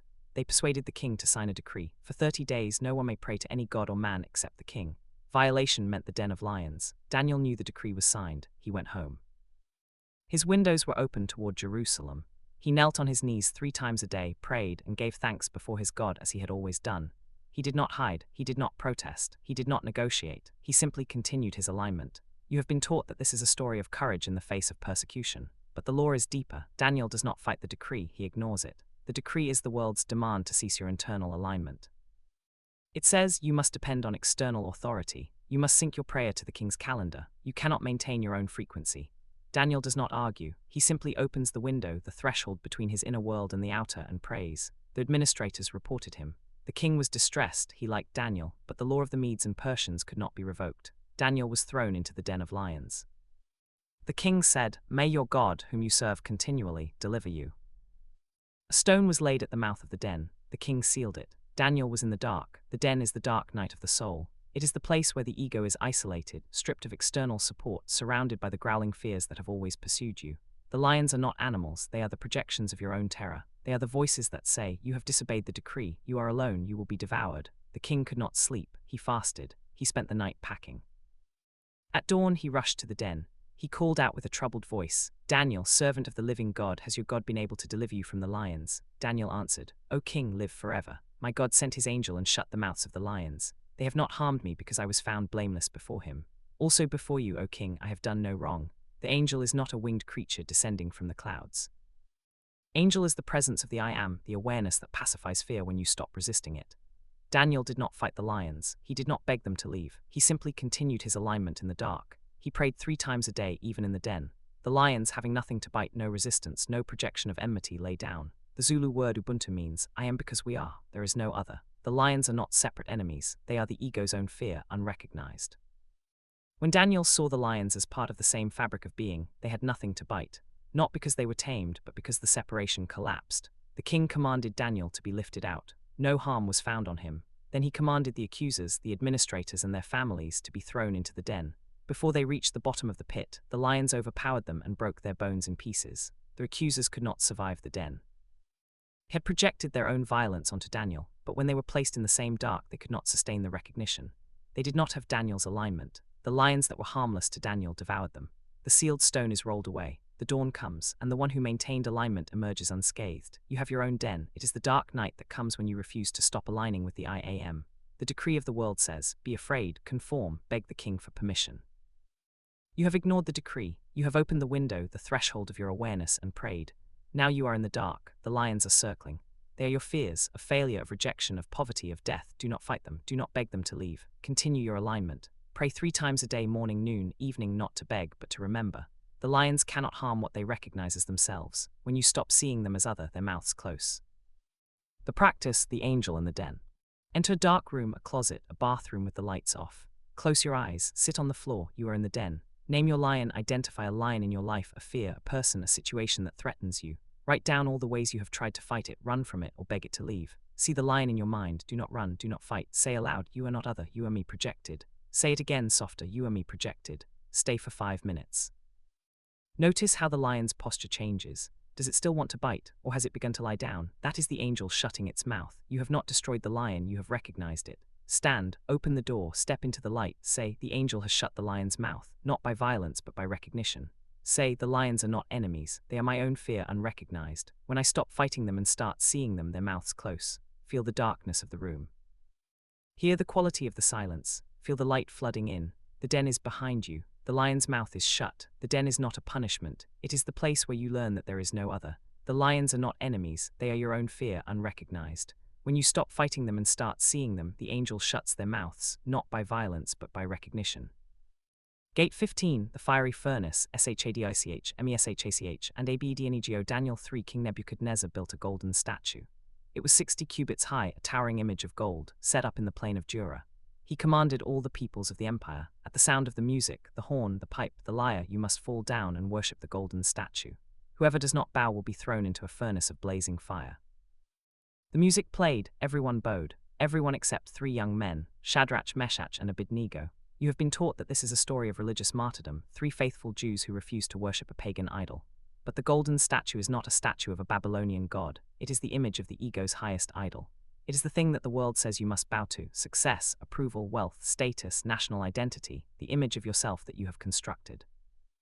The music is the social pressure, the collective demand to conform, and the furnace is the trial that comes when you refuse. The king was furious. He summoned the 3 men. He gave them a second chance. If you bow, you live. If not, you will be thrown into the furnace. And who is the God who will deliver you? They answered, their words are the pearl of the story. O Nebuchadnezzar, we do not need to defend ourselves. The I Am whom we serve is able to deliver us. He will deliver us from your hand, O king. But even if not, let it be known to you that we will not serve your gods or worship the golden statue. That is Kusvapira, unconditional devotion, Gate 4, Gate 7. The pearl is not for sale. They do not bargain. If you deliver us, we will believe. They do not negotiate. If you spare us, we will bow. They say, even if not. That is Kamagu, surrender to the outcome, not to the idol. Gate 5, Gate 10, Gate 28, Gate 31. The fire may come, the body may burn, but the I Am does not bow. The king's face turned red. He ordered the furnace heated 7 times hotter, the full intensity of the trial. The fire was so hot that the soldiers who threw the 3 men into the furnace were killed by the blast of heat at the door. The 3 men fell bound, wrapped in their cloaks, their hats, their garments, into the fire. The ropes held them. The false self was still tied, but then the king looked into the furnace. He cried out, did we not throw 3 men bound into the fire? I see 4 men walking free in the fire, unbound, and the 4th looks like a son of the gods. The ropes burned away. The fire could not touch the flesh because the flesh was not the fuel. The 4th figure, the I Am, was walking with them. Not a separate being descending from the sky, but the presence that had been there all along, unburned because it was never the fuel. The king called to them, come out. They walked out of the furnace. The administrators gathered around them. They saw that the fire had no power over their bodies. Not a hair of their head was singed. Their cloaks were not scorched, and there was no smell of fire on them, no smell of fire. The ordeal had left no residue. The fire had burned the ropes, not the men. The tension had tuned them, not destroyed them. The Shona call this Ingoma, the drum stretched near breaking to sing, Gate 35. The animal hide is pulled tight, tightened until it seems it will tear. But when the striker hits it, the drum sings. The tension is not a punishment, it is the tuning. You are the drumhead, the fire is the tension. The golden statue is the idol that demands your bow. You have heard the music, the pressure to conform, to worship the image of success, to bow to the external measure of worth. You have refused, now the furnace is lit, the heat is rising. The ropes that bind you, the attachments, the false identities, the fear of not bowing are being burned away. Do not run, do not beg to be released. Walk in the fire. The 4th figure is already there. It has always been there. You could not see it while you were still bowing. The practice, walking in the fire, light a candle. Place it in a fireproof bowl or sink. Name and identify the golden statue in your life, the idol to which you are expected to bow. It may be a job title, a relationship, a financial goal, a national identity. Write down the times you have heard the music, the pressure to conform, to bow, to worship that image. Say aloud, I have heard the music, I have felt the pressure to bow, I have refused. Hold your hand near the flame, close enough to feel the heat. Say, this is the furnace. Say, I will not bow. The I Am is able to deliver me, but even if not, I will not bow. That is Kusvapira, the refusal to sell the pearl. Blow out the candle, the fire is gone. Say, the ropes that bound me are burned, I walked in the fire, the 4th figure was with me. Sit in the silence for a moment. Say, I have no smell of fire on me, the fire was the refiner, not the destroyer. Feel the heat of the flame, hear the sound of your voice, feel the extinction of the candle, the fire is gone, the ropes are burned. You walked in the fire is not the enemy, the fire is the refiner. It burns the ropes, not you. The 4th figure is not an angel from elsewhere. It is the I Am that has been walking beside you all along, waiting for you to stop bowing so you could finally see it. Gate 16, the Valley of Dry Bones, Ezekiel 37. Ezekiel was led by the hand of the I Am. He was set down in the middle of a valley. The valley was full of bones. Thousands of bones scattered across the floor of the valley, skulls, ribs, femurs, vertebrae, the fragments of countless lives, and they were very dry. The I Am said, "Son of man, can these bones live?" Ezekiel did not say yes. He did not say no. He said, "O Lord God, you know." That is the posture of the awakened will. It does not pretend to know the answer. It does not claim the power to resurrect. It simply stands in the valley of its own dead parts and looks. You have a valley. It is the landscape of your own life, the places where you have scattered, the dreams you abandoned, the relationships that broke, the versions of yourself that you killed. The bones are the facts. They cannot be unbroken. They cannot be replaced with new bones. They are what they are. But the I Am says, prophesy to the bones, not pray about the bones, not mourn over the bones, not wait for the bones to resurrect themselves. Prophesy, speak the decree. O dry bones, hear the word of the I Am. I will cause breath to enter you, and you shall live. Ezekiel spoke. As he spoke, there was a noise, a rattling. The bones came together, bone to its bone. The skull found its spine. The rib found its sternum. The fragments that had been scattered for years, decades, began to assemble. The Shona word Ukuthwasa means to make right, to repair, to set straight. See Gate 2, Gate 8. It is the act of revision, not erasing the past, but reassembling it. The bones are not replaced. They are the same bones, but now they are connected. Sinews, the connective tissue of meaning, grew upon them. The flesh, the substance of lived experience, covered them. The skin, the boundary of identity, wrapped around them. The form was complete, but there was no breath. The I Am said, prophesy to the breath. Come from the four winds, O breath, and breathe upon these slain that they may live. Ezekiel spoke again. The breath entered the assembled form. They stood on their feet, a vast army, not a pile of dry bones, not a scattered skeleton.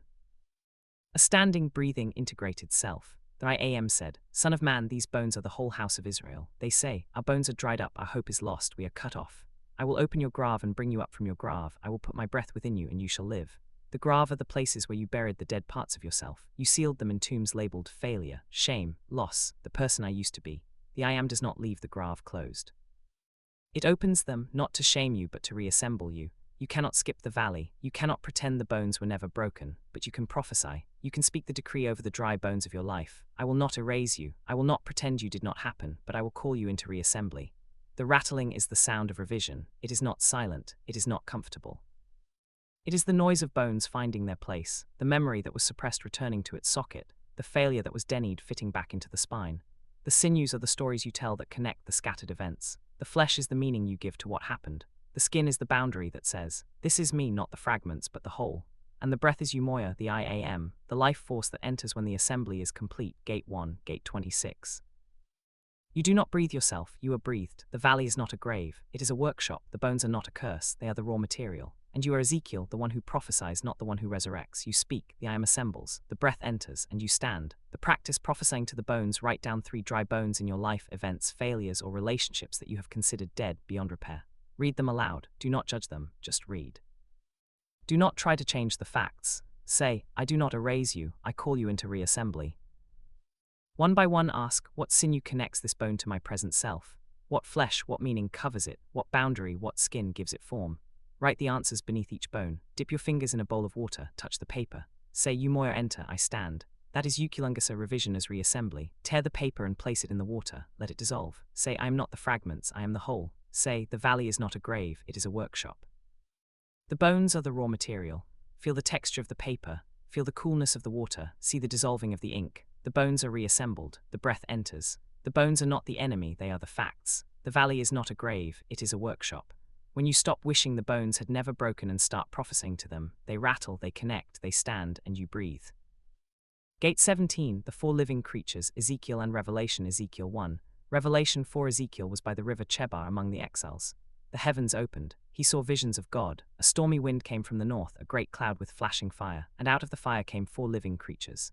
Each creature had 4 faces, a man, a lion, an ox, an eagle. Each had 4 wings. Their legs were straight, their feet like a calf's hoof. They moved without turning. Beside each creature, a wheel on the earth, a wheel within a wheel. Their rims were full of eyes. Above the creatures, a firmament like crystal. Above the firmament, a throne like sapphire. On the throne, a figure like a man, fire and rainbow surrounding him. The Apostle John, centuries later, saw the same throne. He saw 4 living creatures around it, full of eyes in front and behind, the first like a lion, the second like an ox, the third like a man, the fourth like a flying eagle. They never ceased to say, Holy, holy, holy, the Lord God Almighty, who was and is to come. You have been taught that these are angels, cherubim, seraphim, supernatural beings guarding a throne in a distant heaven, but the vision is not about a place elsewhere. It is about the architecture of time itself. The four faces are the four fixed constellations that anchor the processional wheel of the zodiac. The ox is Taurus, the spring equinox of the ancient epoch. The lion is Leo, the summer solstice. The eagle is Scorpio, the autumn equinox, the eagle rising from the scorpion. The man is Aquarius, the winter solstice. These four markers do not move. They are the fixed points against which the slow, 772-year wobble of the Earth's axis is measured. You do not need to know the names of the constellations. You only need to know that there are fixed points in the sky and your life moves between them. The four faces are the four seasons of consciousness: birth, growth, harvest, rest. They return always in the same order. The wheels are the cycles of time. The smallest wheel is the daily rotation, the wheel that turns every 24 hours, carrying you from waking to sleeping and back again. The next wheel is the yearly orbit, the wheel of seasons, of planting and harvest, of anniversaries. The largest wheel is the processional, the slow drift of the ages, the wheel that turns once every 25,772 years, shifting the entire context of human consciousness. The wheels are within wheels, they are not separate. Your daily thoughts are nested inside your yearly patterns. Your yearly patterns are nested inside your generational inheritance. Your generational inheritance is nested inside the processional drift of the collective mind. Most people live only on the smallest wheel. They wake, work, sleep, and never see the larger cycles. Their lives are a blur of reaction, no perspective, no prediction, no sovereignty. But the rims of the wheels are full of eyes. The eyes are the stars, the fixed points of observation. They are not passive, they see. The wheels are not blind mechanisms, they are observed, and the observer is not in the wheels. The observer is on the throne is the still center. It does not turn, the wheels turn around it. The figure on the throne is not a bearded king. It is the I am, the pure awareness that watches the cycles without being caught in them. The fire and rainbow are the and the covenant, the energy that drives the wheels and the promise that the pattern will not break. In Revelation, the four living creatures cry out, "Holy, holy, holy, who was and is to come." That is not a statement about God's existence in 3 time periods. It is a statement about the observer's relationship to the wheels. The observer is the one who was the cycles that have already turned, who is the present turn, and who is to come the cycles that will turn. The I am is not in the wheel, the I am is the one who sees the wheel. The long view is not a distant perspective on the future. It is the immediate realization that you are not the turning. You are the turner not as a doer, but as a witness. When you sit on the throne, the wheels do not stop, but they no longer terrify you. You see the pattern. You know that the ox of spring always follows the eagle of autumn. You know that the lion of summer always gives way to the man of winter. You know that the small wheel of daily anxiety is nested inside the larger wheel of generational drift, and that both are observed by the I am that does not move. The practice, drawing the circles of time, take a large sheet of paper, A3 or bigger. Draw 4 circles, one inside the other, using your hand as a compass.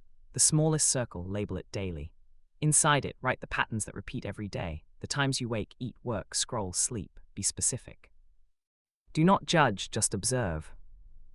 The next circle, label it yearly. Inside it, write the seasons of your life, the anniversaries that trigger memory, the months of financial pressure, the seasons of hope and despair. The next circle, label it generational. Inside it, write the patterns you inherited, your parents' attitudes to money, your grandparents' fears, the silent agreements about what is possible. The largest circle, label it processional. Inside it, write the slow drifts, the changing of cultural assumptions, the erosion of old beliefs, the slow turning of the ages.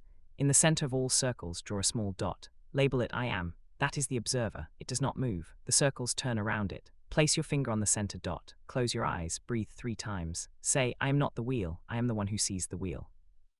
Now, with your finger still on the center, trace each circle outward from the center to the largest ring. Feel the distance. Feel the scope. Trace back inward from the largest ring to the center. Say, all wheels return to the center. All time returns to the I am. Keep this drawing, pin it on a wall where you will see it daily. When you feel trapped in a repeating pattern, look at the circles. Ask, which wheel is spinning? Am I caught in the daily, the yearly, the generational? Then place your finger on the center dot and breathe.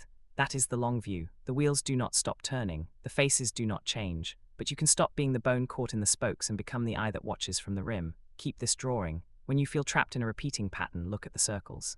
Ask, which wheel is spinning? Am I caught in the daily, the yearly, the generational? Gate 18, Jonah and the whale. The book of Jonah, the word of the I am came to Jonah. Arise, go to Nineveh, that great city, and cry out against it, for their wickedness has come up before me. Jonah arose. He went down to Joppa. He found a ship going to Tarshish. He paid the fare and went down into it. To go with them to Tarshish, away from the presence of the I am. You have been taught that this is a story about a reluctant prophet who ran from God's command. But the law is deeper. Jonah ran because he already knew the I am's mercy. He was not afraid of punishment. He was afraid that the I am would forgive. Nineveh was the enemy, the great city of Assyria, the empire that would one day destroy his own people. Jonah wanted them destroyed, not saved. He ran not from fear, but from compassion. He did not want his enemies to receive the same mercy he had received. It is the ego's deepest resistance, not the fear of the task, but the refusal to see the other as worthy of the same grace. The ship sailed, but the I Am hurled a great wind upon the sea. A mighty storm threatened to break the ship.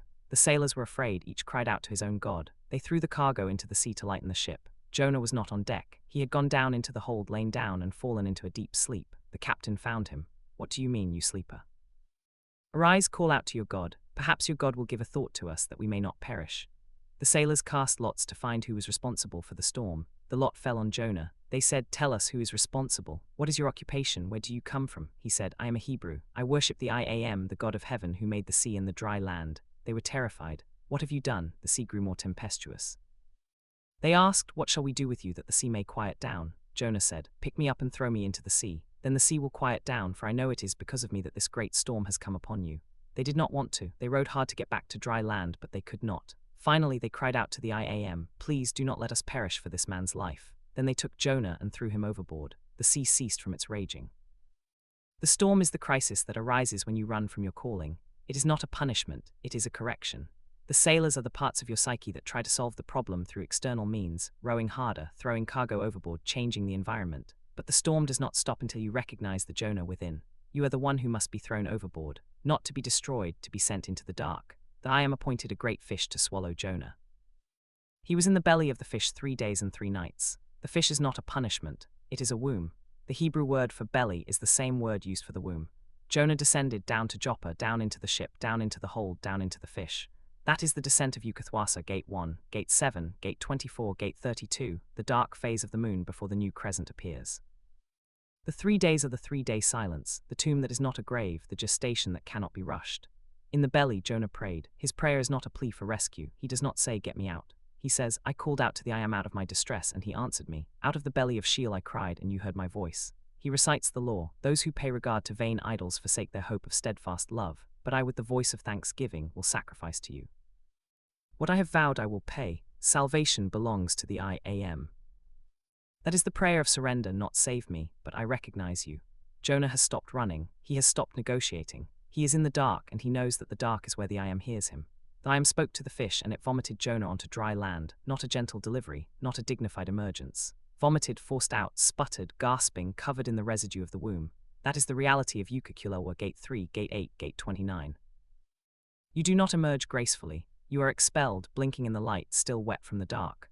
The word came again, "Arise, go to Nineveh, that great city, and call out against it the message that I tell you." This time Jonah went. He walked 1 day's journey into the city and proclaimed, "Yet 40 days, and Nineveh shall be overthrown." The people of Nineveh believed him. They proclaimed a fast. They put on sackcloth from the greatest to the least. The king rose from his throne, took off his robe, covered himself with sackcloth, and sat in ashes.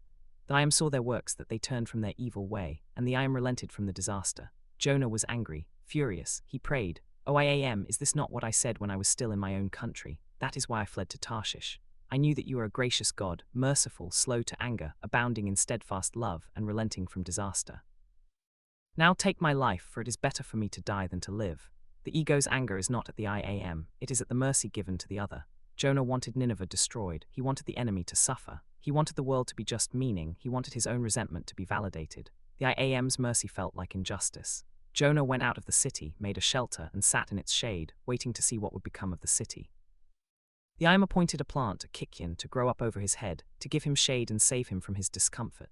Jonah was exceedingly glad for the plant. Then the I Am appointed a worm. It attacked the plant, and it withered. The sun rose, the east wind blew, the sun beat down on Jonah's head. He grew faint and asked to die. The I Am said, "Do you do well to be angry about the plant?" Jonah said, "Yes, I do well to be angry, angry enough to die." The I Am said, "You pity the plant for which you did not labor, nor did you make it grow, which came into being in a night and perished in a night. And should I not pity Nineveh, that great city in which there are more than 120,000 persons who do not know their right hand from their left, and also much cattle?" The plant is the ego's temporary comfort. It grows fast, 1 night of obedience, and the plant appears. Jonah is glad. He thinks he has earned something. He thinks he can rest. The worm is the small, persistent truth. It kills the plant, not because the truth is cruel, but because the plant was never real. The comfort you build from your obedience is not the goal. The goal is compassion. The worm destroys the false comfort so that you can see the larger mercy. The east wind is the harsh reality. The sun beats down the fire of the trial that continues after the gestation. Jonah wants to die. He would rather be dead than see his enemies forgiven. The ego would rather die than expand. The I am's final word is not a rebuke, it is a question. Should I not pity Nineveh? The question is not answered. It hangs. It is the question you must answer for yourself. The worm is the small truth that kills the plant. The plant is the ego's false resolution. The shade is the comfort you built from your partial awakening. And the sun, the I am, keeps burning. Jonah is you. I've heard the call to go to your Nineveh, the person you resent, the part of yourself you have exiled, the task you have been avoiding. You have boarded the ship to Tarshish. You have gone down into the hold and fallen asleep. The storm has come. The sailors have tried to save you, and finally you have been thrown into the dark. You are in the fish. It is dark. It is tight. It is 3 days. Do not pray for rescue. Pray for recognition. Out of the belly of Sheol I cried. You heard me. When you emerge, you will be vomited onto dry land, gasping, blinking, covered in the residue of the womb. You will go to Nineveh. You will speak the message. And the enemy will repent. You will be angry. You will build a shelter. A plant will grow. You will be glad. Then the worm will come. It will kill the plant. The sun will beat down. You will want to die. That is the full arc of Ukuthwasa, not just the gestation, but the test of compassion after the emergence. The womb is not the end, the worm is. The practice, the 3 days and the worm identify your Nineveh, the thing you are running from, the person you resent, the call you have been ignoring. Write it down on a piece of paper.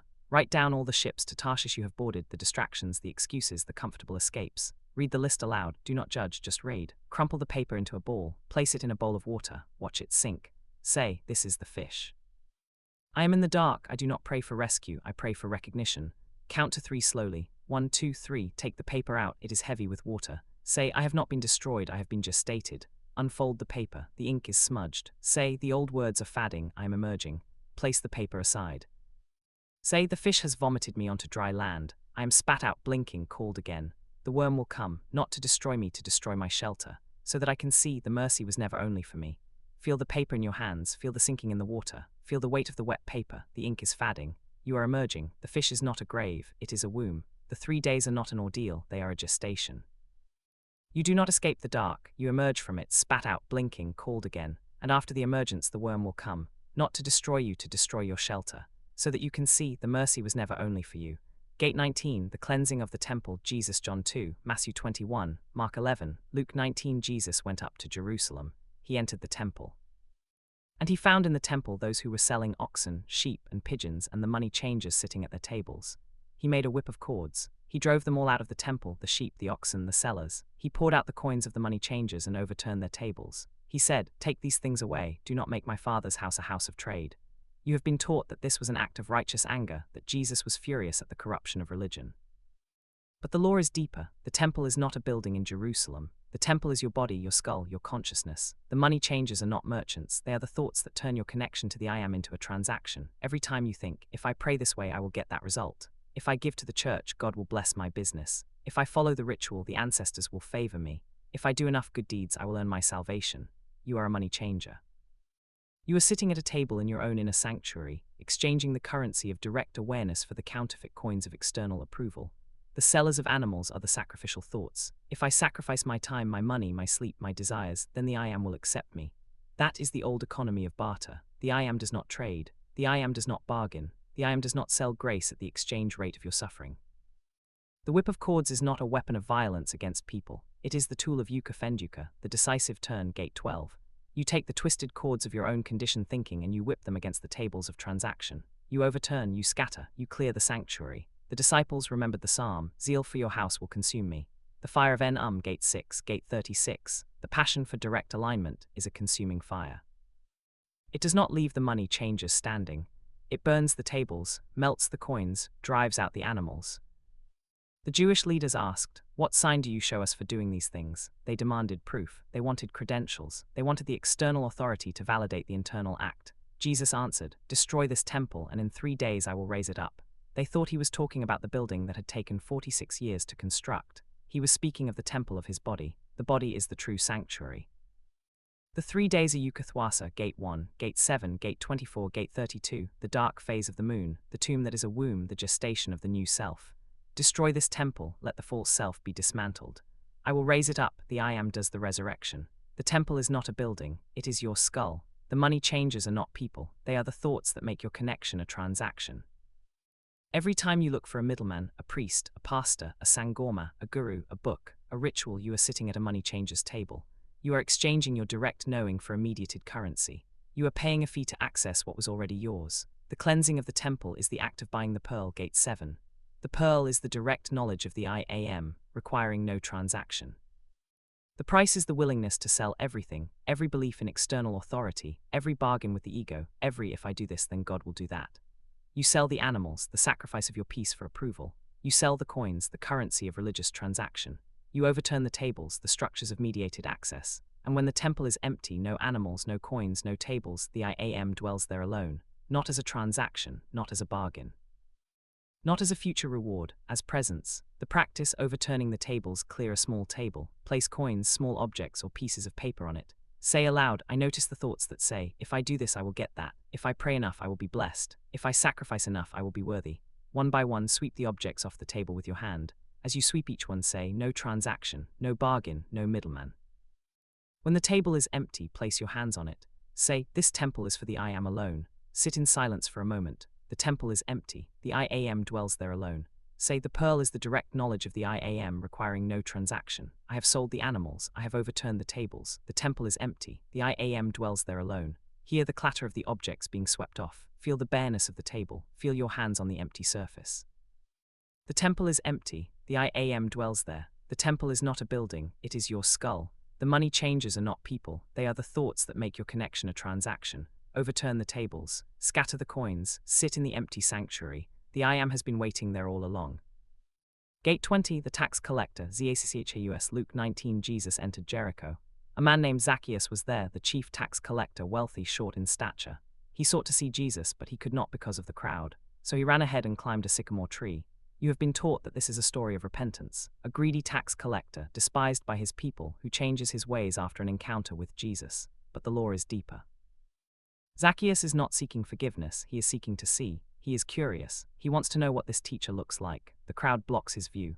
The crowd is the collective judgment, the voices that have already labeled Zacchaeus as sinner, traitor, corrupt. They have written his story. They have decided he is not worth looking at. And because he is short, spiritually low, weighed down by his own accumulation, he cannot see over them. So he climbs a sycamore tree. The tree is the branch of self-observation. He elevates his perspective. He moves from the level of the crowd to the level of the observer. He does not become righteous, he becomes elevated. That is the first movement of awakening. You stop standing in the crowd, judging and being judged, and you climb to where you can see. Jesus reached the tree. He looked up. He did not look down on Zacchaeus, he looked up into the branches. That is the recognition of the I Am. It honors the one who has climbed. It does not demand that he come down to be inspected. It says, Zacchaeus, come down quickly, for I must stay at your house today. I must stay, not I want to, not I will if you repent. I must, the visitation is inevitable. The I Am does not wait for you to become worthy, it initiates the encounter. Zacchaeus came down joyfully. He did not argue, he did not say I am not worthy. He received. That is the second movement of awakening. You stop resisting the visitation. The crowd grumbled. He has gone to be the guest of a sinner. The conditioned mind always resists the grace given to the other. It wants the I Am to visit only those who already deserve it. But the I Am does not consult the crowd. Zacchaeus stood and said, Behold, half of my goods I give to the poor, and if I have defrauded anyone of anything, I restore it fourfold. You have been told that this is the proof of his repentance, that he gives away his wealth to show he has changed. But look at the sequence. He does not give before the visit. He does not give as a condition of the visit. He gives after. He gives because the I Am has looked up into the tree and said, I must stay at your house. The giving is not a transaction. It is a spontaneous release.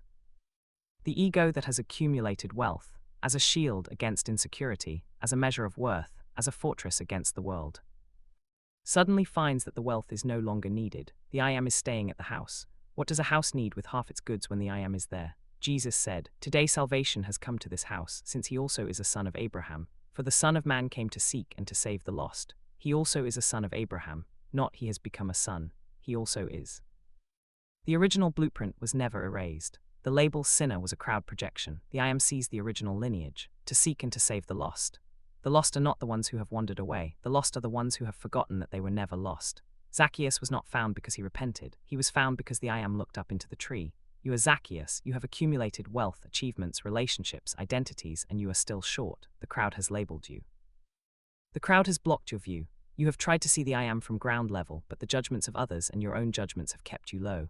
Climb the sycamore tree. It is the branch of self-observation. It is the place where you stop being in the crowd and start watching the crowd. It is the observer's perch. You do not need to be tall, you need to climb. The I am is passing by. It will look up. It will say, "Come down, I must stay at your house." Do not argue.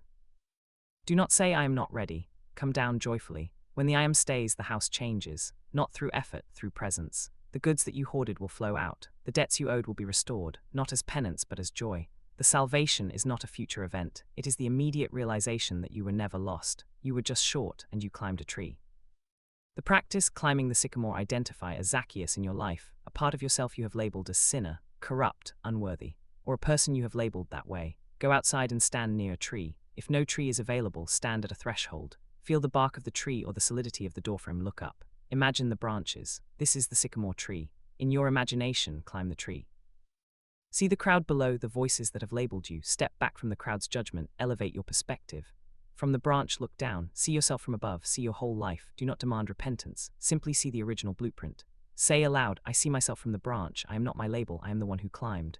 Climb down in your imagination. Stand at the threshold. Say, "The I am is passing by." It looks up. It says, "Come down. I must stay at your house." Step across the threshold. Say, "I receive the visitation. The house is open." Say, "The goods that I hoarded will flow out. The debts I owed will be restored, not as penance but as joy." Then climb the sycamore tree. See yourself or that person as already whole. Then say, "I must stay at your house." That is the friend of sinners, not fixing, not condemning, just seeing. Zacchaeus did not earn the visit. He climbed a tree. The I am did not demand repentance. It looked up. The wealth was not a transaction. It flowed out because the container of the ego had been cracked open by being seen. Gate 21, the woman caught in adultery. Jesus, John 8, 1:11. Early in the morning, Jesus came again to the temple. All the people came to him, and he sat down and taught them. The scribes and the Pharisees brought a woman who had been caught in adultery. They made her stand before the crowd. They said, "Teacher, this woman has been caught in the act of adultery. Moses commanded us to stone such women. What do you say?" You have been taught that this is a story of mercy triumphing over judgment, that Jesus forgives the woman and shames her accusers. But the law is deeper. The woman is not a stranger. She is the part of you that has been caught. The accusers are not enemies. They are the voices of your own inner critic. The stones are not rocks. They are the heavy, self-condemning stories you carry. Isinyama, Gate 2. The scribes and Pharisees are testing Jesus. They want to trap him between the law of Moses, which demands stoning, and the Roman prohibition against capital punishment. But the I am does not play the game of law versus mercy. The I am plays the game of recognition. Jesus bent down and wrote on the ground with his finger. He wrote twice. The text does not tell us what he wrote. Perhaps he wrote the sins of the accusers. Perhaps he wrote the names of the stones they had dropped in the past. Perhaps he wrote the word dust, the formless ground of Langer, where all stories can be revised. Gate 1, Gate 10. The finger that wrote the law on tablets of stone now writes on dust. The law that was fixed, permanent, unyielding, is now written on the ground, temporary, erasable, malleable. The I am does not erase the past, it rewrites it. They persisted in asking. The critic will not let go.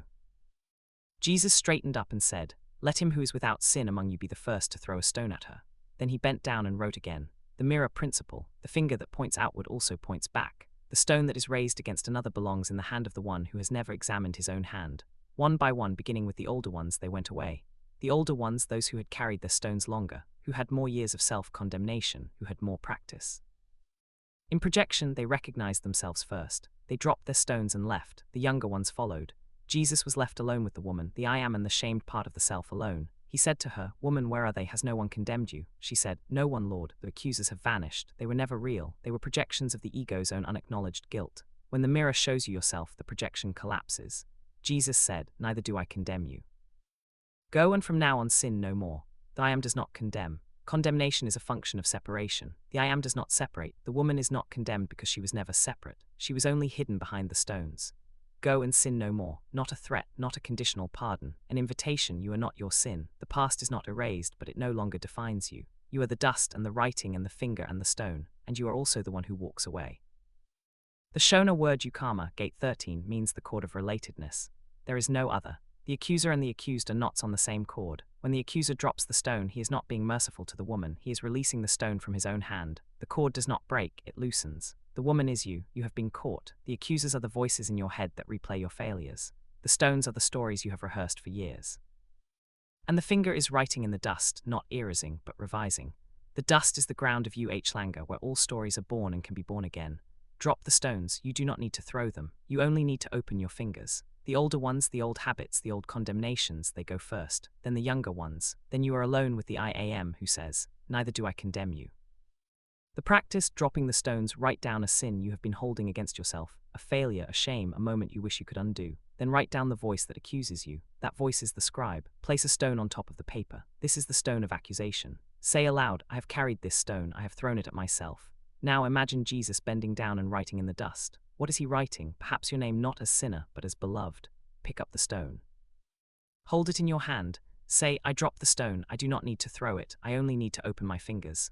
Drop the stone, let it fall, you do not need to throw it, you only need to open your fingers. Say, neither do I condemn you, go and sin no more.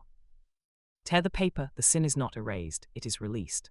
Say, the accusers are gone, the stones are on the ground, I am alone with the I am, neither do I condemn you. That is Ukama, the cord that holds you not as a prisoner but as a whole. Feel the weight of the stone, feel the act of dropping it, hear the tearing of the paper. The stone is dropped, the sin is released. The stones were never about her, they were about the ones who held them. When the mirror shows you yourself, the hand opens.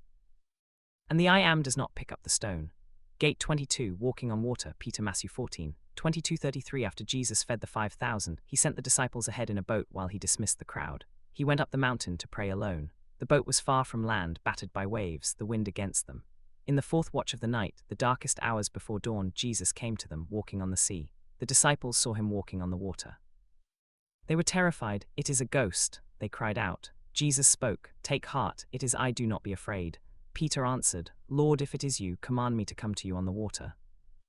Jesus said, come. Peter got out of the boat. He walked on the water. He came toward Jesus. You have been taught that this is a miracle of divine power, that Jesus suspended the laws of physics, and Peter shared in that suspension as long as he had faith. But the law is deeper. The water is not the enemy. The water is the chaos of the material world, the evidence of the senses, the storm of circumstance, the appearances that scream, you cannot do this. Jesus walked on the water not because he was a magician, but because he did not look at the water. He looked at the I am. The water was irrelevant. Peter stepped out of the boat. That is the decree. The come is the permission of the I am. Peter walked not because the water had changed, but because his attention was fixed. Then he saw the wind, he saw the waves, he saw the impossibility. He felt the cold spray, heard the roar, remembered that he was a fisherman who knew what water does to flesh. He was afraid. He began to sink. He cried out, Lord, save me. Jesus immediately reached out his hand and caught him. He said, O you of little faith, why did you doubt? The word for doubt is distazo, to stand in two places, to be divided. Peter did not fail because he lost faith, he failed because he split his attention. One part of him was looking at Jesus, the other part was looking at the wind. The water does not hold divided attention. The hand was immediate. The I am does not wait for Peter to stop sinking before catching him. The hand is the nature of the I am, to reach, to hold, to lift. They got into the boat, the wind ceased. The disciples worshipped, truly you are the Son of God. The boat is the known container, the safe identity, the old self. The water is the chaos of the unknown. The wind is the evidence of the senses that contradicts the law. And the gaze is the only thing that turns chaos into ground. You are Peter. You have been in the boat, the familiar structure of your life, the safe container of your identity. The storm has been battering you. The wind has been against you. And in the darkest hour, you see the I am walking on the chaos. You hear the command, come. You step out, you walk. For a moment you are walking not because you are special, but because your attention is fixed. Then you see the wind, the evidence that says you cannot. The debt, the rejection, the failure, the voice that says, who do you think you are? You look at the problem and you begin to sink. The sinking is not failure. The sinking is the lesson. The hand is immediate. I am does not say you should have known better. It catches you. It says, why did you doubt? Not as accusation, but as invitation. Examine where you placed your gaze. The law of attention management is this: where you place your attention, you place your reality. The water does not hold you, the gaze does. The wind is not stronger than you, it is just louder. The I am is not distant, it is the hand that is already reaching. You will sink, you will cry out, the hand will catch you, the wind will cease. And you will worship not the miracle, but the law. The practice, the gaze that walks identify a storm in your life, a situation that seems chaotic, out of control, impossible. Fill a bowl with water, place it on a table. Place a small floating object on the water, a leaf, a paper boat, a cork. Look at the water, see the storm. Name your boat, your default response to chaos, struggling, fearing, trying to row harder. Say aloud, I have been in the boat for too long. Place your finger on the floating object. It is you stepping out. Say, come, I step out, I do not look at the wind.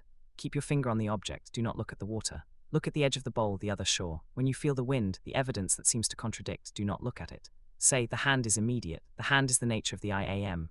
Gently move your finger to the edge of the bowl, the crossing is complete. Lift your finger, say, I have walked, I have not looked at the wind, the hand caught me. Now take the leaf or paper boat out of the water, place it on a dry surface. Say, I am on the other shore, the storm is behind me. Dry your finger on your sleeve, the water is gone, you are on the other shore, feel the coolness of the water, see the floating object, feel the act of moving your finger, the crossing is complete, you have walked, the water does not hold you, the gaze does. When you look at the I am, chaos becomes ground, when you look at the chaos, you sink. The hand is not a reward, it is the nature of the I am to catch. Gate 23, the Transfiguration, Jesus, Matthew 17, 1-9, Mark 9-10, Luke 9:28-36. Jesus took Peter, James, and John up a high mountain. He was transfigured before them, his face shone like the sun, and his garments became dazzling white. Moses and Elijah appeared, speaking with him. Peter said to Jesus, Lord, it is good that we are here. If you wish, I will make 3 tents here, one for you, one for Moses, and one for Elijah. While he was still speaking, a bright cloud overshadowed them. A voice from the cloud said, This is my beloved Son, with whom I am well pleased. Listen to him. The disciples fell on their faces, terrified. Jesus touched them and said, Rise and have no fear. They looked up and saw no one but Jesus. You have been taught that this was a supernatural vision, a rare glimpse of Jesus' divine nature, granted only to 3 chosen disciples. But the lore is deeper. The high mountain is not a hill in Galilee. It is Ukuthwasa, the crown of your own head, the apex of the body, the place where the I am sits, Gate 1, Gate 6, Gate 9, Gate 30, Gate 38. The Transfiguration is not an event that happened to Jesus 2,000 years ago. It is the moment when the I am shines through the body, and the veil of the ego is lifted. The face shining like the sun is the radiance of Isivivane, the weight of presence, fully remembered, Gate 3. The garments becoming white is the body's own light, no longer obscured by the ego's dullness. The Transfiguration is not an addition of external glory, it is the removal of the covering that hid the glory that was always there. Moses and Elijah appear. Moses is the law, the external structure, the rules, the systems, the shoulds that once organized consciousness. Elijah is the prophets, the intuition, the inner voice, the guidance from beyond. They are the 2 pillars of the old self, the objective law and the subjective prophecy. They speak with Jesus, they are present, they are honored, but they are not the I am. Peter, the rock of the ego, sees the 3 figures, Jesus, Moses, Elijah, and immediately wants to build 3 tents. That is the ego, instinct, to capture peak experience, to fix it in place, to build a permanent structure.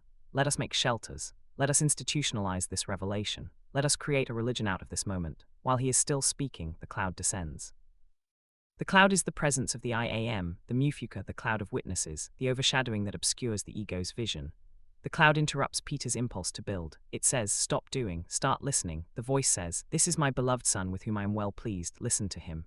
Not build for him, not memorize the law, not interpret the prophets. Listen to him. The law, Moses, and the prophets, Elijah, are not discarded, they are fulfilled. They vanish not because they are false, but because their purpose was to point to the living voice. The living voice speaks now. The I am is not a past revelation, it is a present presence. The disciples fall on their faces, terrified. That is the ego's response to direct encounter with the I am, not comfort, not enthusiasm, but awe and fear. They cannot stand in the presence of the unmediated I am, so Jesus touches them. The I am reaches out. Rise and have no fear. The touch lifts the ego from its prostration. They look up and see no one but Jesus. Moses and Elijah are gone. The law and the prophets have served their purpose. The only authority remaining is the living I am. You have your own mountain. It is the crown of your head, the place of stillness. You have been told that you need Moses, the external law, the book, the system. You have been told that you need Elijah, the prophet, the intuition, the inner voice. They are not enemies. They have brought you to the mountain, but they are not the I am. The Transfiguration is the moment when you stop looking at Moses, the external map, and Elijah, the internal prophecy, and you listen to the living voice that speaks now. It is not a voice in the wind, it is the awareness that is reading these words. It says, This is my beloved, not as a statement about a man in sandals, but as a statement about you. The I am is beloved to itself. You are that. Do not build tents. Do not try to capture this realization. Do not turn it into a doctrine or a technique. Let the cloud overshadow you. Listen, the voice is speaking now. The practice, listening from the crowd. Sit in a quiet room. Place a mirror on the table in front of you. Sit facing it. Close your eyes. Imagine climbing a high mountain, the crown of your own head. When you reach the summit, notice the weight of your own presence. Do not add anything. Do not try to shine. Open your eyes. Look at your reflection. Notice the law, the rules, the structures, the shoulds, standing to one side, imagine them there. Notice the prophets, the intuitions, the voices that tell you what will happen, standing to the other side. Listen, not to them, to the voice that says, This is my beloved. Say it aloud, This is my beloved. Listen to him. Look at your reflection. Say, I am the beloved. The law and the prophets are witnesses, not authorities. Place your hand on the mirror. Feel the glass. It is not a barrier, it is the threshold. Now, with your hand still on the mirror, trace the outline of your reflection, your face, your shoulders, your crown. Say, I am not the reflection, I am the one who sees the reflection. Remove your hand. Say, the mountain is not a place I visit. It is the crown I already have. I do not need to build tents. I need to listen. See the face in the mirror. Hear the quality of your voice. Feel the stillness. The voice is heard. You are the beloved. The mountain is not a place you visit. It is the crown you already have. The transfiguration is not a past event. It is the present possibility. When you stop trying to shine and simply let the I am be, Moses and Elijah bow, and the voice says, listen to him. Gate 24, the tomb and the resurrection, Jesus. Matthew 28, Mark 16, Luke 24, John 20. After the crucifixion, Jesus' body was taken down from the cross, wrapped in linen cloths and laid in a tomb cut from rock. A great stone was rolled against the entrance. The tomb was sealed. The guards stood watch. You have been taught that this is history, a corpse in a borrowed grave, a heavy stone, a sealed door, but the law is deeper. Golgotha, the place of the skull, is Ukuthwasa, the crown of your own head. Gate 1, Gate 6, Gate 9, Gate 30, Gate 38. The crucifixion is the death of the old self, the ego that identified with the body, with the story, with the past. The tomb is the 3-day silence, the dark womb of Ukuthwasa. Gate 1, Gate 7, Gate 32. On the third day, early in the morning, Mary Magdalene came to the tomb. She saw that the stone had been rolled away. She ran to tell Peter and the beloved disciple. They raced to the tomb. They saw the linen cloths lying there and the face cloth folded separately. They entered. The tomb was empty. The stone is rolled away, not by an angel descending, though the story uses that image, but by the I Am's own nature. The I Am cannot be sealed. The stone is the weight of the old identity, the false self, the story that said you are this body, this name, this history. That stone is rolled away because it never had the power to hold what is eternal. The linen cloths are left behind. They are folded, not thrown away, not burned, but neatly arranged. The old self is not destroyed. It is completed, organized, laid to rest. The I Am does not need to destroy the past. It only needs to stop wearing it. Mary stood outside the tomb weeping. She looked in and saw 2 angels in white. They asked, "Woman, why are you weeping?" She said, "They have taken away my Lord, and I do not know where they have laid him." She turned and saw Jesus standing there, but she did not know it was him. He said, "Woman, why are you weeping? Whom are you seeking?" She, thinking he was the gardener, said, "Sir, if you have carried him away, tell me where you have laid him." He said, "Mary." She turned and said, "Rabboni, teacher." The I Am appears in ordinary form. The gardener, the one who tends the soil of consciousness, is the unrecognized presence. Mary weeps because she is looking for the old Jesus, the past self, the familiar form. The I Am says her name. That is the recognition. You know the presence not by its form but by its voice calling your own name. The disciples were gathered behind locked doors, afraid. Jesus came and stood among them. He showed them his hands and his side. The wounds are the continuity. The risen I Am bears the marks of the old self but is not bound by them. He breathed on them and said, "Receive the Holy Spirit." The breath is Umoya. Gate 1, Gate 26, the I Am's own life now animating the new self. Thomas was not with them. He said, "Unless I see the marks of the nails in his hands and put my finger into the mark of the nails and put my hand into his side, I will not believe." A week later, Jesus appeared again. He said to Thomas, "Put your finger here. Do not be faithless but believing." Thomas answered, "My Lord and my God." Jesus said, "Have you believed because you have seen me? Blessed are those who have not seen and yet have believed." Thomas needs to touch the wounds. He needs to feel the continuity. The doubter is not the enemy. The doubter ensures that the resurrection is not a ghostly illusion but the same I Am, now risen. The wounds are the mark of the old self, not erased but transformed. The I Am does not pretend the past did not happen. It carries the marks, but they are no longer wounds. They are the pattern of resurrection. The resurrection is not a future event that happened once. It is the rhythm of Ukuthwasa. The new moon emerges after 3 days of darkness. The tomb is not a grave. It is a womb. The stone is rolled away from the inside not by external power, but by the I Am's own refusal to be contained. The tomb, the old self lies there wrapped in linen, sealed by the stone of your own identity. The 3 days are the silence of Ukuthwasa, the dark phase of the moon, the gestation that cannot be rushed. Do not try to roll away the stone from the outside. Do not pray for an angel to move it. Wait, the I Am will roll it from the inside. The stone will be moved because there is no wall that can hold the I Am. When you emerge, you will not be a ghost. You will not be a copy of the old self. You will be the same I Am that was there before the crucifixion, now risen, now free, now bearing the marks of the old life but not bound by them. The practice, the stone from the inside, enter a dark room, a closet, a bathroom with no windows. Close the door, sit on the floor, you are in the tomb. Place a small stone in front of you. It is the stone of the tomb. Imagine your old self, the identity you have worn, the story you have told lying there, wrapped in linen. Say aloud, the old self is laid to rest. It is completed, it is finished. Place your hand on the stone. Say, "This stone is sealed, the door is closed." Be still for 3 minutes. Count the minutes, do not rush, do not pray for rescue. Light a candle, see the light, pick up the stone, hold it in your hand. Say, "The stone is rolled away from the inside, not by external power, by the I Am's own refusal to be contained." Stand, open the door, walk out. Place the stone on the floor outside the room. Say, the stone is left behind, the tomb is empty. Say, I am not a ghost, I am the same I am that entered the tomb, now risen. Say, the tomb is not a place of defeat, it is the womb of emergence. The stone is not a barrier, it is a door that opens from the inside. Feel the darkness. Hear the sound of your own breathing. See the sudden light of the candle. The tomb is open. You have risen. The tomb is not a place of defeat, it is the womb of emergence. The stone is not a barrier, it is a door that opens from the inside, and the I am is not raised, it was never dead. Gate 25, the road to Emmaus. Jesus. Luke 24, 1335. Two of the disciples were walking to a village called Emmaus, about 7 miles from Jerusalem. They were talking about all the things that had happened. As they talked and discussed, Jesus himself drew near and walked with them, but their eyes were kept from recognizing him. He asked, "What are you discussing with each other as you walk?" They stood still, looking sad. Cleopas answered, "Are you the only visitor to Jerusalem who does not know the things that have happened there in these days?" He said, "What things?" They told him concerning Jesus of Nazareth, a prophet mighty in deed and word before God and all the people, and how our chief priests and leaders delivered him up to be condemned to death and crucified him. But we had hoped that he was the one to redeem Israel. Yes, and besides all this, it is now the 3rd day since these things happened. Moreover, some women of our company amazed us. They were at the tomb early this morning, and when they did not find his body, they came back saying that they had even seen a vision of angels who said that he was alive. Some of those who were with us went to the tomb and found it just as the women had said, but him they did not see. You have been taught that this is a post-resurrection appearance, a proof that Jesus rose from the dead and walked among his followers again, but the law is deeper. The 2 disciples are not 2 strangers, they are the fragmented self, the intellect and the heart, the one who remembers the prophecies and the one who feels the loss.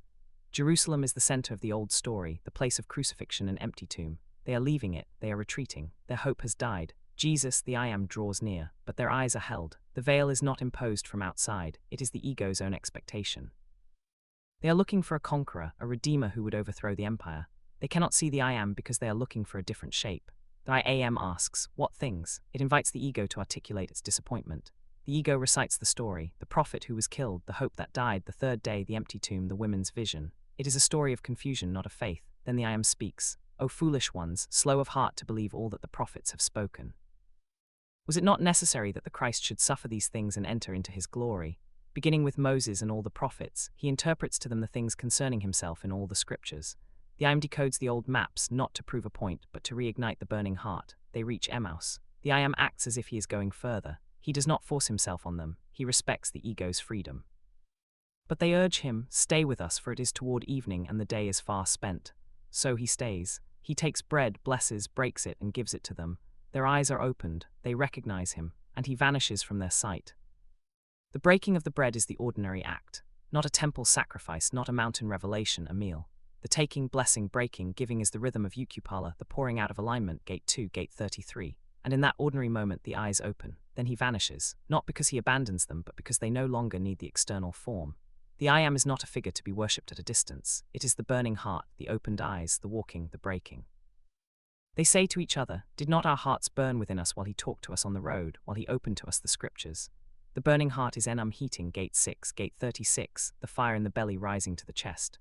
The recognition happens before the eyes open. The eyes open only when the heart has already been lit. They return to Jerusalem. They tell the others, "The Lord has risen indeed and has appeared to Simon." They tell what happened on the road and how he was known to them in the breaking of the bread. They go back to the center, not as the same disappointed seekers, but as witnesses of the I am's presence in the ordinary. You are on the road. You are walking away from Jerusalem, away from the center of your old story, away from the crucifixion of your hopes. You are sad. You are talking about the things that went wrong. The I am is walking beside you, but you do not recognize it because your eyes are held by your expectations. You are looking for a rescue, a miracle, a sign. You are not looking for a stranger who asks questions. The I am asks, "What things?" Tell it, speak your disappointment, recite your failures, let the story out, then listen. The I am interprets not with a booming voice but with a burning in your chest. The heart heats, enum rises. When you reach Emmaus, the ordinary place, the warm spring, the everyday, the I am will seem to go further. It will not force itself. You must invite it. Stay with us. That is the prayer, not a plea for rescue but an invitation to abide. The bread will break, the eyes will open. You will recognize not a figure but a presence that has been there all along. And then it will vanish, not because it leaves, but because you have become it. The practice, the breaking of the bread. Go for a walk, any road, any destination. Walk for at least 10 minutes. As you walk, notice that you are not alone. There is a presence walking with you, but you cannot see it because your eyes are held by your expectations. Talk to it as if it were a stranger. Tell it what has disappointed you, what hopes have died. Listen for the interpretation, not in words, but in a burning in your chest. When you return home, take some food, bread, fruit, water. Bless it. Say, I bless this bread. It is the ordinary becoming sacred. Break it, eat it slowly. As you eat, let your eyes open. You may see no one. That is because the I am has vanished into you. As you eat, say aloud, stay with us. It is toward evening and the day is far spent. Say, the eyes are opened. The I am vanishes, not because it leaves, but because I have become it. Say, the I am walks with me on every ordinary road. My eyes are held by disappointment. When the heart burns and the bread breaks, the eyes open. The I am vanishes not because it leaves, but because I have become it. Feel the movement of walking, taste the bread, feel the act of breaking and eating. The eyes are opened, the I am has vanished into you. The I am walks with you on every ordinary road. Your eyes are held by disappointment. When the heart burns, the bread breaks, and the eyes open, the I am vanishes, not because it leaves, but because you have become it. Gate 26, Pentecost, the wind and the fire. Acts 2, 121. When the day of Pentecost had come, the disciples were all together in one place. Suddenly a sound came from heaven like the rush of a mighty wind, and it filled the whole house where they were sitting. Divided tongues of fire appeared and rested on each of them. They were all filled with the Holy Spirit and began to speak in other languages, as the Spirit gave them utterance. Devout Jews from every nation under heaven were living in Jerusalem. At this sound they gathered together, bewildered, because each one heard them speaking in his own native language. Amazed and astonished, they asked, "Are not all these who are speaking Galileans? How is it that we hear, each of us, in our own native language?" Others mocked and said, "They are filled with new wine." Peter stood and said, "These are not drunk, as you suppose. This is what was spoken through the prophet Joel. In the last days, God says, I will pour out my Spirit on all flesh, and your sons and daughters shall prophesy." You have been taught that Pentecost is the birth of the church, the moment when the Holy Spirit descended to empower the disciples for mission. But the lore is deeper. Pentecost is the inversion of Babel. At Babel, humanity built a tower to reach heaven. The I Am saw that the ego's ambition would destroy its own ground. So the I Am confused their language, scattering them across the earth.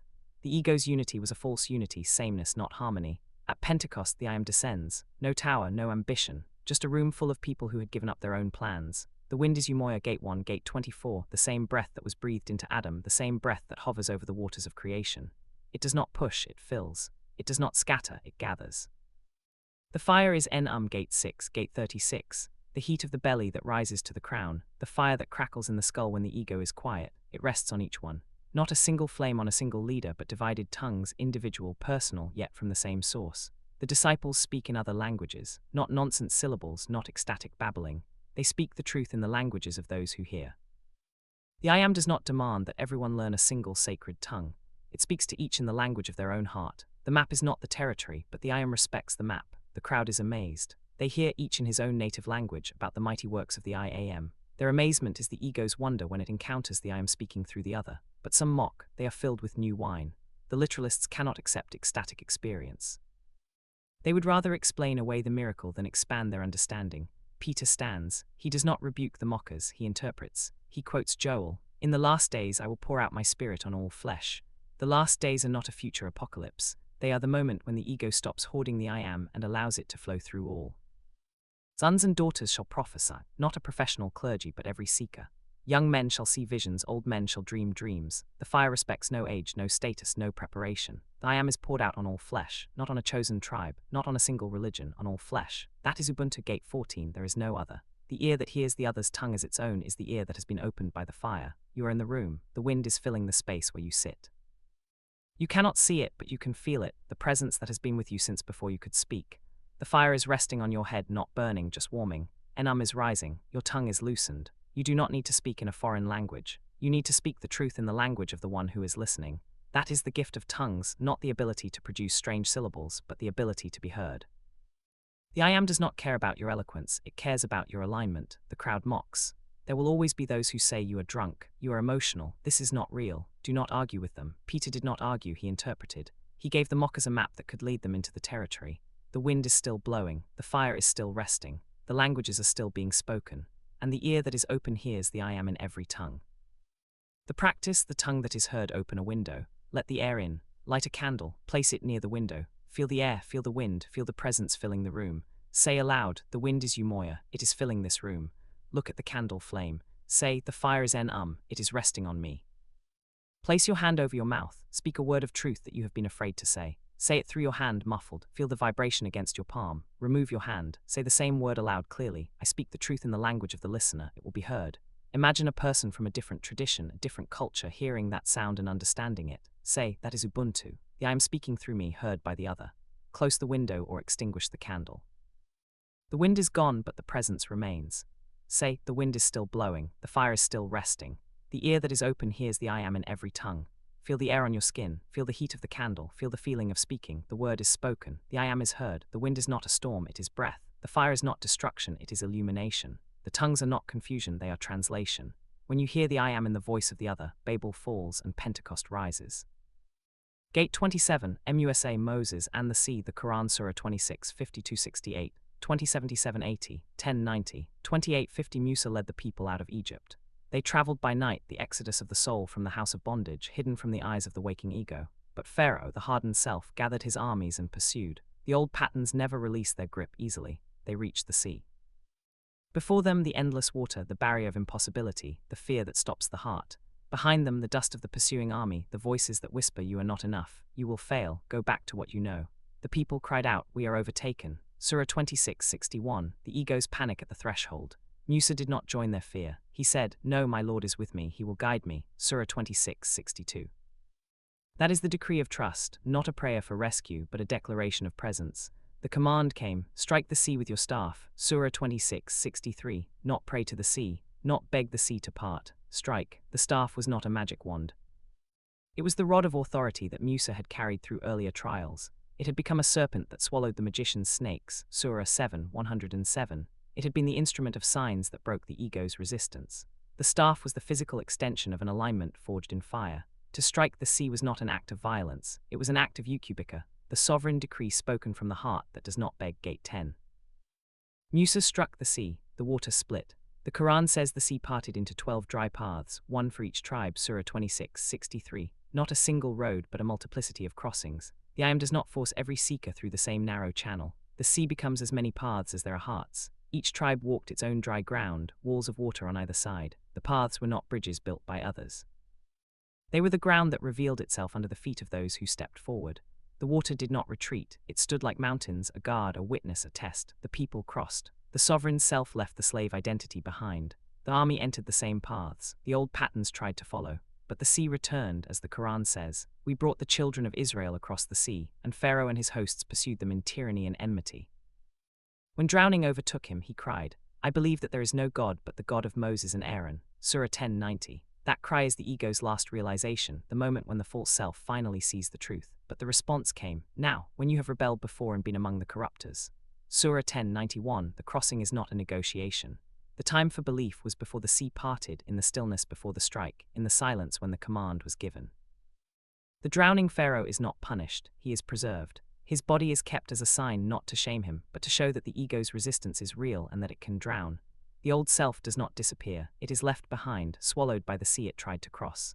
The Zulu word Ukuthwasa means to cross, not just to move from one bank to another, but to undergo a ritual transition, a passage that changes the one who crosses. In many African traditions, a crossing is not complete until you have left something behind. A name, a garment, a stone.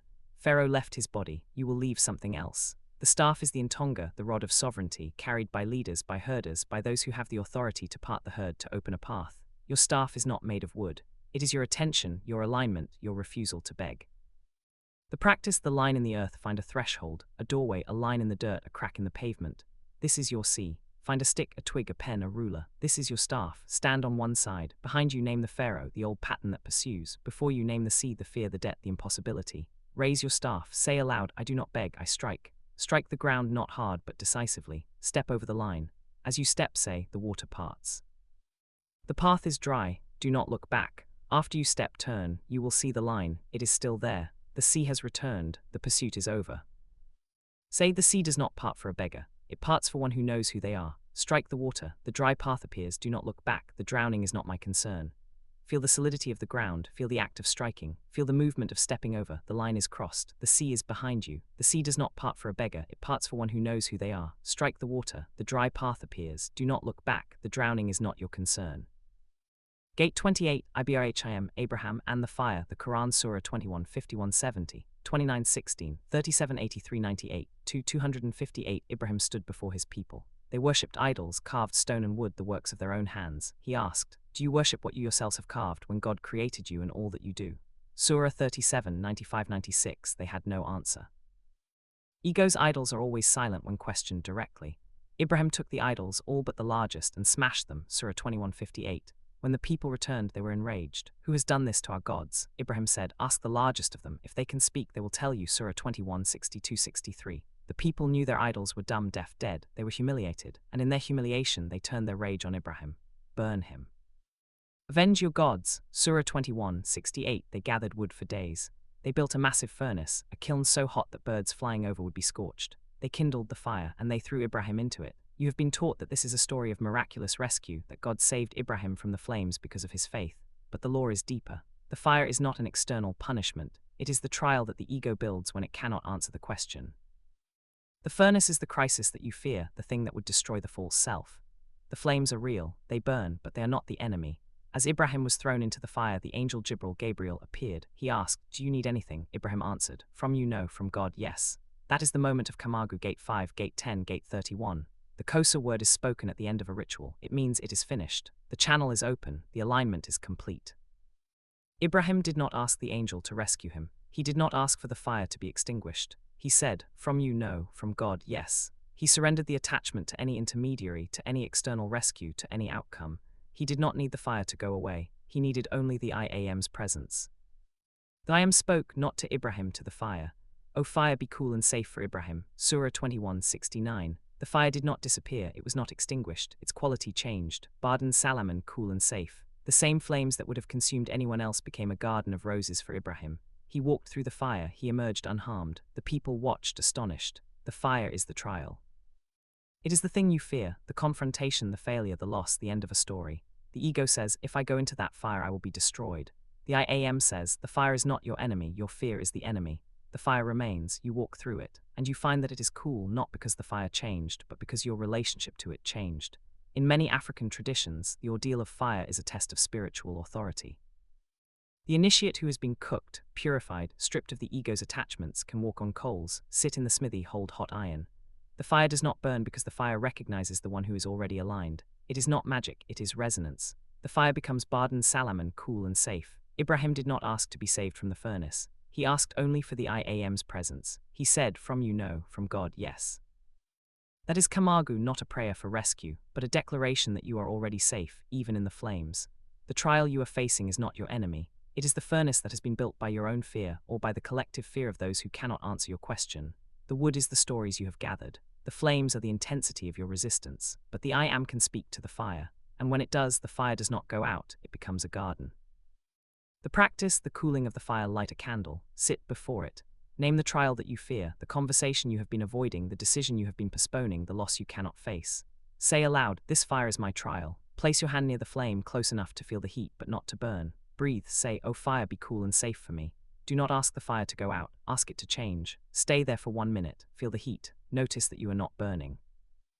Say, "The fire has not changed, my relationship to it has." Blow out the candle. Say, "I walked through the fire, the trial is over." Say, "The fire does not disappear, it becomes a garden. The trial is not removed, it is transformed." Kamagu is not a prayer for rescue, it is the declaration that I am already safe, even in the flames.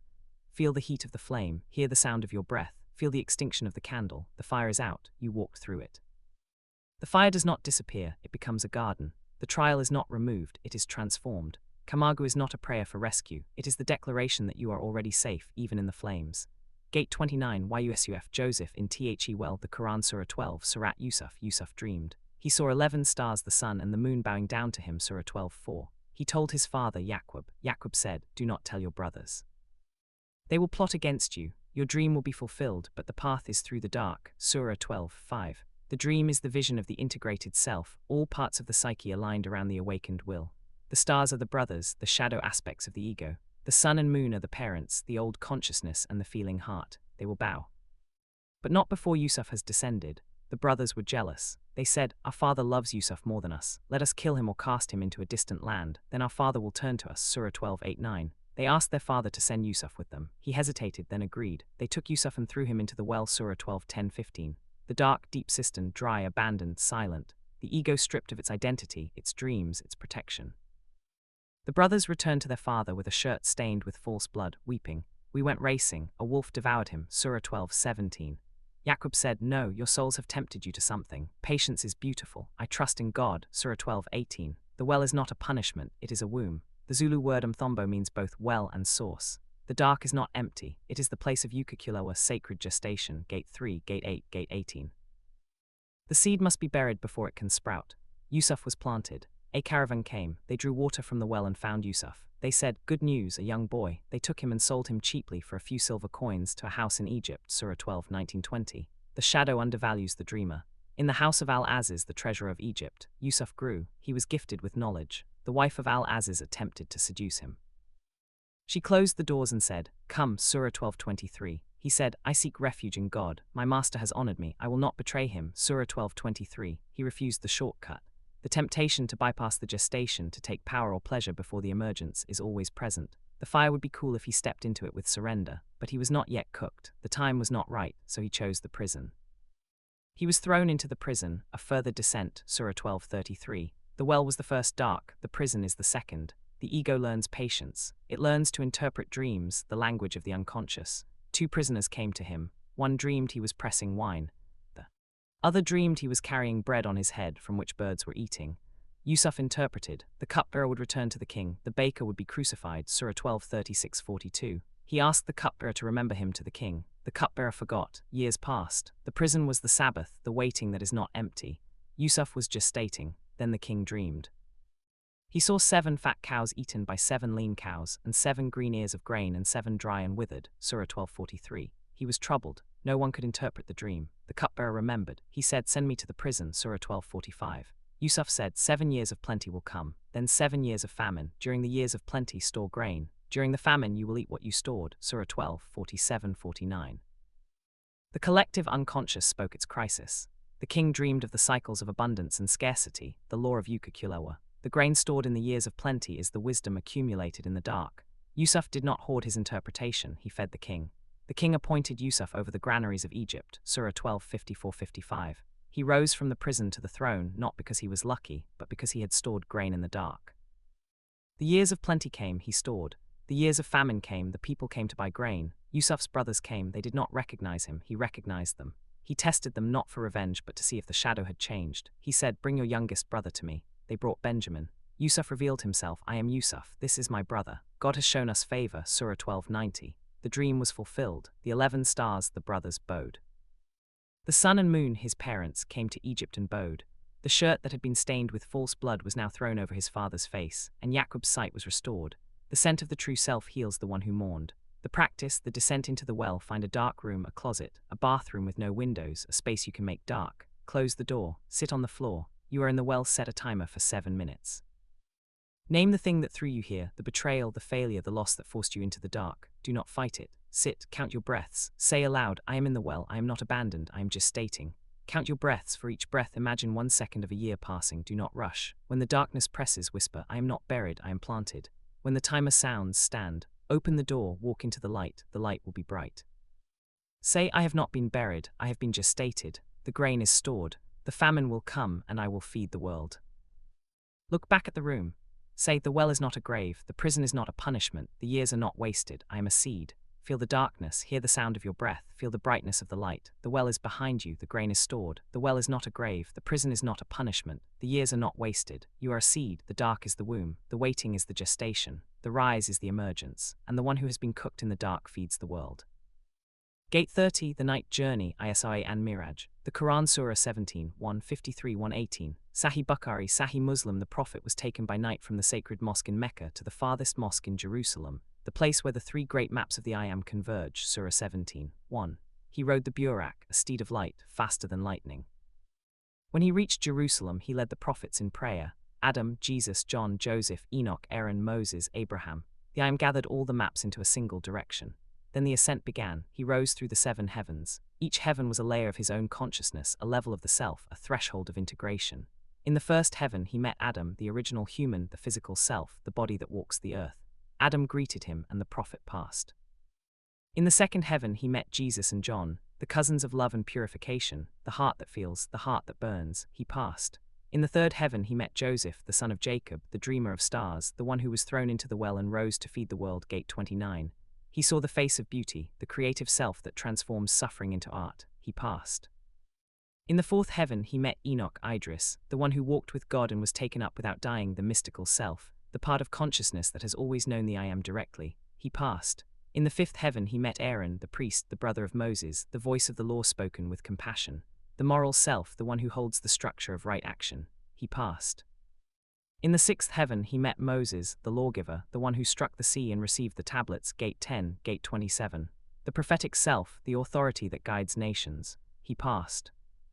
In the seventh heaven he met Abraham, the father of faith, the one who walked into the fire and found it cool. Gate 28. The surrendered self, the one who has sold every attachment and stands only in the I Am. He passed. Beyond the seventh heaven was the Sidrat al-Muntaha, the lote tree of the furthest boundary, Surah 53:14. Its leaves were like the ears of elephants, its fruits like clay jars.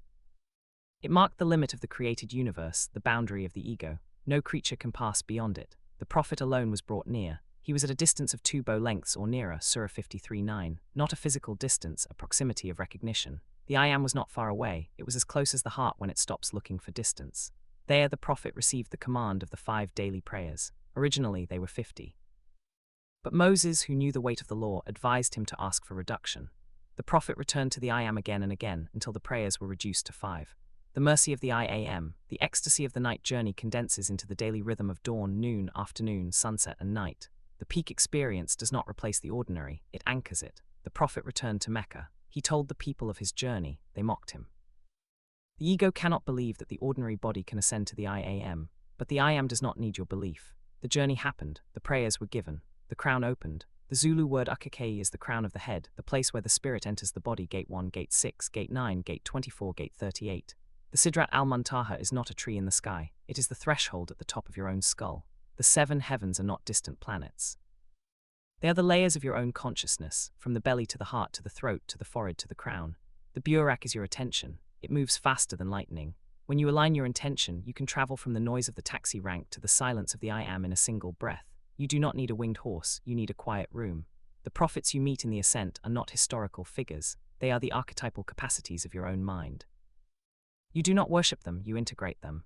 The Adam who walks the earth, the Jesus who loves, the Joseph who dreams, the Enoch who sees, the Aaron who speaks truth, the Moses who brings the law, the Abraham who surrenders, each one lives in you. The journey is not to escape them, it is to align them.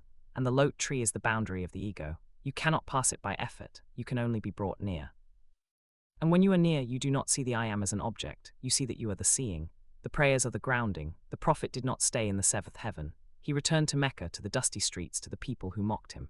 He prayed 5 times a day. The ecstasy served the ordinary. The ascent served the descent. You have your own mirage. It is the quiet moment when your attention rises from the belly to the heart to the crown. You do not need to leave the body, you need to inhabit it fully. The fire sleeps in your belly, Enum. Gate 6, Gate 36. Feel it, it rises to your chest, in Lizio, the sovereign heart. Gate 6.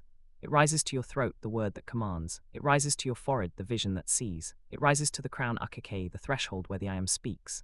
The prayers are the anchor. 5 times a day at dawn, noon, afternoon, sunset, night, you stop. You stand, you bow, you prostrate. The forehead touches the ground, the crown opens.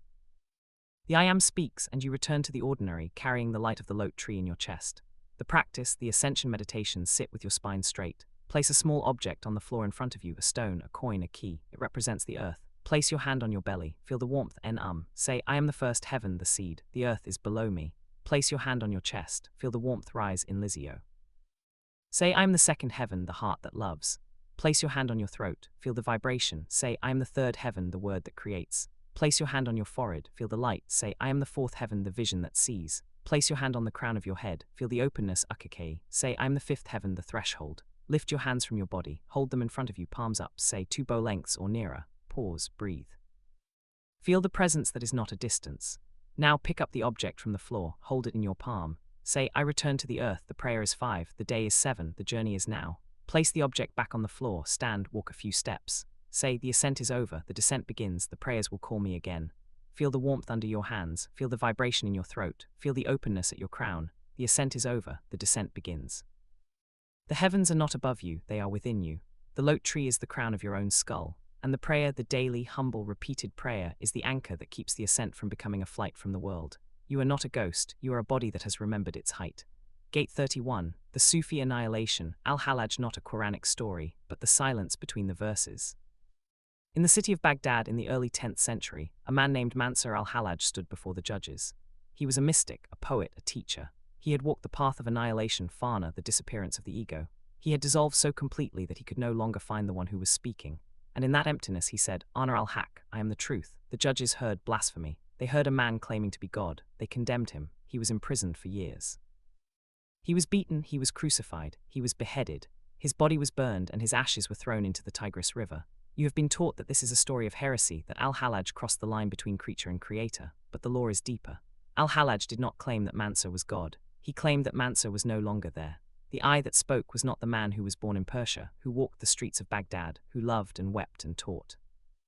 That I had been annihilated. What remained was the I am, the same I am that spoke to Moses from the burning bush, Gate 9, the same I am that breathed Adam into being, Gate 1, the same I am that reads these words right now. Ana al-Haq, I am the truth. The truth al-Haq is one of the names of the divine in Islam. It is the reality beneath all appearances. Al-Hallaj was not saying, I Mansur am God. He was saying, there is no I but the I am. The one you call Mansur is a coat. The coat is empty, only the truth remains.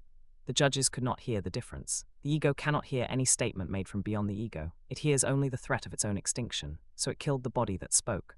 Al-Hallaj is not a figure to be worshipped, he is a mirror. His life shows you what happens when the ego's work is complete. He did not fight the executioners. He did not recant. He recited prayers of love as they beat him. He said, the only thing that matters is that the truth is true. He said, kill me, my friends, in my being killed is my life. The execution was not a defeat, it was the final proof. The body can be destroyed, the name can be erased, the ashes can be scattered. But the I am is not in the body, not in the name, not in the ashes. It was never there, it was always the one watching.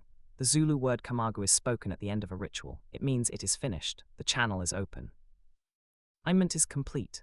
Gate 5, Gate 10, Gate 28. Al-Hallaj spoke kamagu when he stood on the scaffold. He did not ask for rescue, he did not bargain. He said, Ana al-Haq. That is the ultimate decree, not a claim of personal divinity, but the recognition that the personal was never real. The Shona word kusvapira means unconditional devotion, the act of burning the bridge behind you, Gate 4, Gate 7, Gate 15. Al-Hallaj burned the bridge. He did not leave a path of retreat to the old self. He was all in, and the world responded by burning his body. The Xhosa word Ukuthwasa is the new moon emerging after 3 days of darkness, Gate 1, Gate 7, Gate 24, Gate 32. Al-Hallaj's death was the dark moon. His words, Ana al-Haq, are the crescent. They have survived the burning, they have survived the ashes, they have survived the river. You are not Al-Hallaj, you do not need to be crucified to wake up, but you are invited to the same annihilation. The ego that says I am this body, this name, this history, that ego must die, not violently, not by the sword, by recognition. You are not your name, you are not your job, you are not your failures or your successes. You are the one who has been watching all of it. The practice, the annihilation meditation, sit in silence. Write your name, the name your mother gave you, the name you answer to, the name on your documents.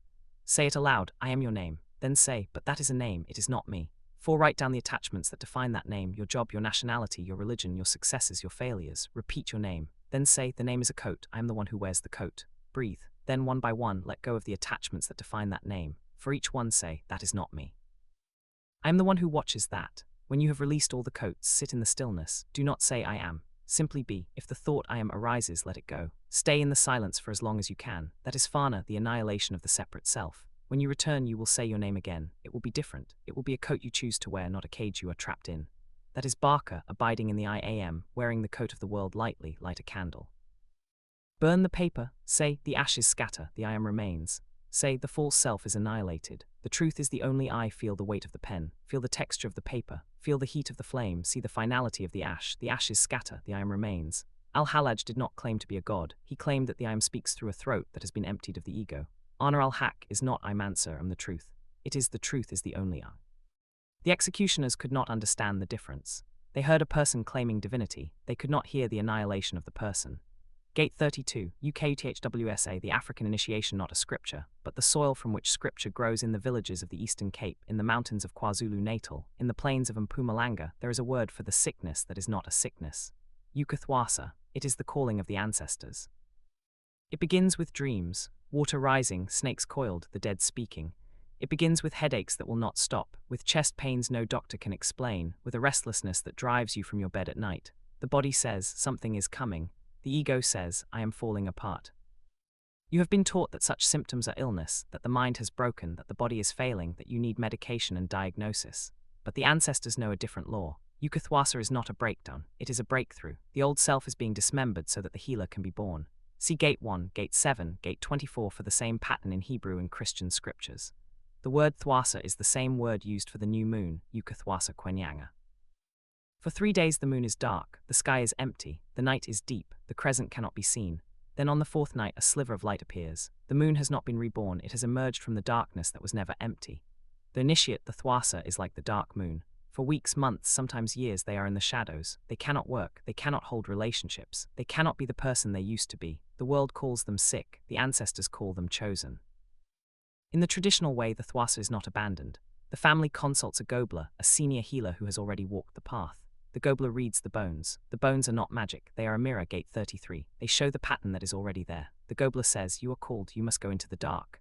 The initiate is dressed in white, the color of the ancestors of the moon of the new. They are isolated in a hut, a room, a quiet place. No noise, no demands, no distractions.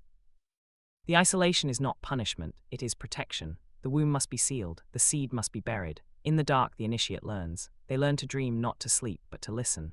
They learn the songs of the ancestors, not lyrics, but frequencies. They learn to throw the bones, not to predict the future, but to see the present configuration of the unconscious. The bones are the scattered fragments of the old self. The thwasa learns to read them, to assemble them, to see the pattern that was hidden. The drum, Ingoma, Gate 35, beats through the nights. The rhythm is not entertainment, it is the pulse that cracks the old shell. The drum says you will not sleep, you will not escape, you will be stretched until the skin sings. Then one day the thwasa emerges, the community gathers. There is a ceremony, Umsabenzi, the graduation of the healer. The thwasa now wears the colors of the ancestors. They throw the bones in public, they sing the songs. The community sees the healer who was hidden in the dark. The illness that seemed like a curse has become a calling. The breakdown has become a breakthrough. The dark moon has become the crescent. This is Ukuthwasa, not a story from a book, but the rhythm of transformation itself. Every healer, every seeker, every human who has ever been cracked open by life, you have experienced Ukuthwasa, the job loss, the breakup, the depression. The crisis that would not end. You were not broken, you were being dismembered so that the healer could be assembled. The 3-day silence of the tomb, Gate 24, the 40 days of the flood, Gate 3, the years in the well of Yusuf, Gate 29, the dark phase of the moon, all are Ukuthwasa. The container changes, the law does not. The practice, the 3-day dark, set aside 3 consecutive days when you will isolate yourself from the noise of the world. No social media, no news, no business. You are not sick, you are in Ukuthwasa.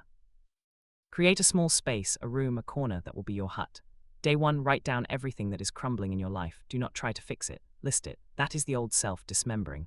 Day 2, sit in silence. Do not read, do not listen. Let the voices come, the ancestors, the memories, the fragments. If you cry, cry. If you sleep, sleep. That is the dark phase. Day 3, wash your body with water and salt. Put on white clothes or a white cloth. Light a candle. Say aloud, I emerge. I am not the same who entered. Step out of the space. That is the crescent. Say, I am not fully healed. I have taken one step. The gobler is the silence itself. The ancestors are the stillness. The bones will be thrown later. For now you have remembered the rhythm of the moon. Feel the darkness. Feel the water and salt. Feel the texture of the white cloth. See the light of the candle. The crescent has appeared. You have emerged. Ukuthwasa is not a curse. It is the dark phase of the moon. The crescent is not a rebirth. It is the same moon emerging. You are not being destroyed. You are being revealed. Gate 33. Idlozi, the ancestral frequency, the hum in the blood in the Nguni traditions of southern Africa. There is a word that is often translated as ancestor, but the translation is thin. The word is Idlozi, and it comes from the verb ukuloza, to hum, to whistle, to produce a low, persistent vibration, like the wind moving through dry reeds, like a distant radio signal that is always there, but usually drowned out by the noise of the ego. You have been taught that ancestors are ghosts, dead people floating in a graveyard, waiting to be appeased with beer and bones, but the lore is deeper. The ancestors are not out there.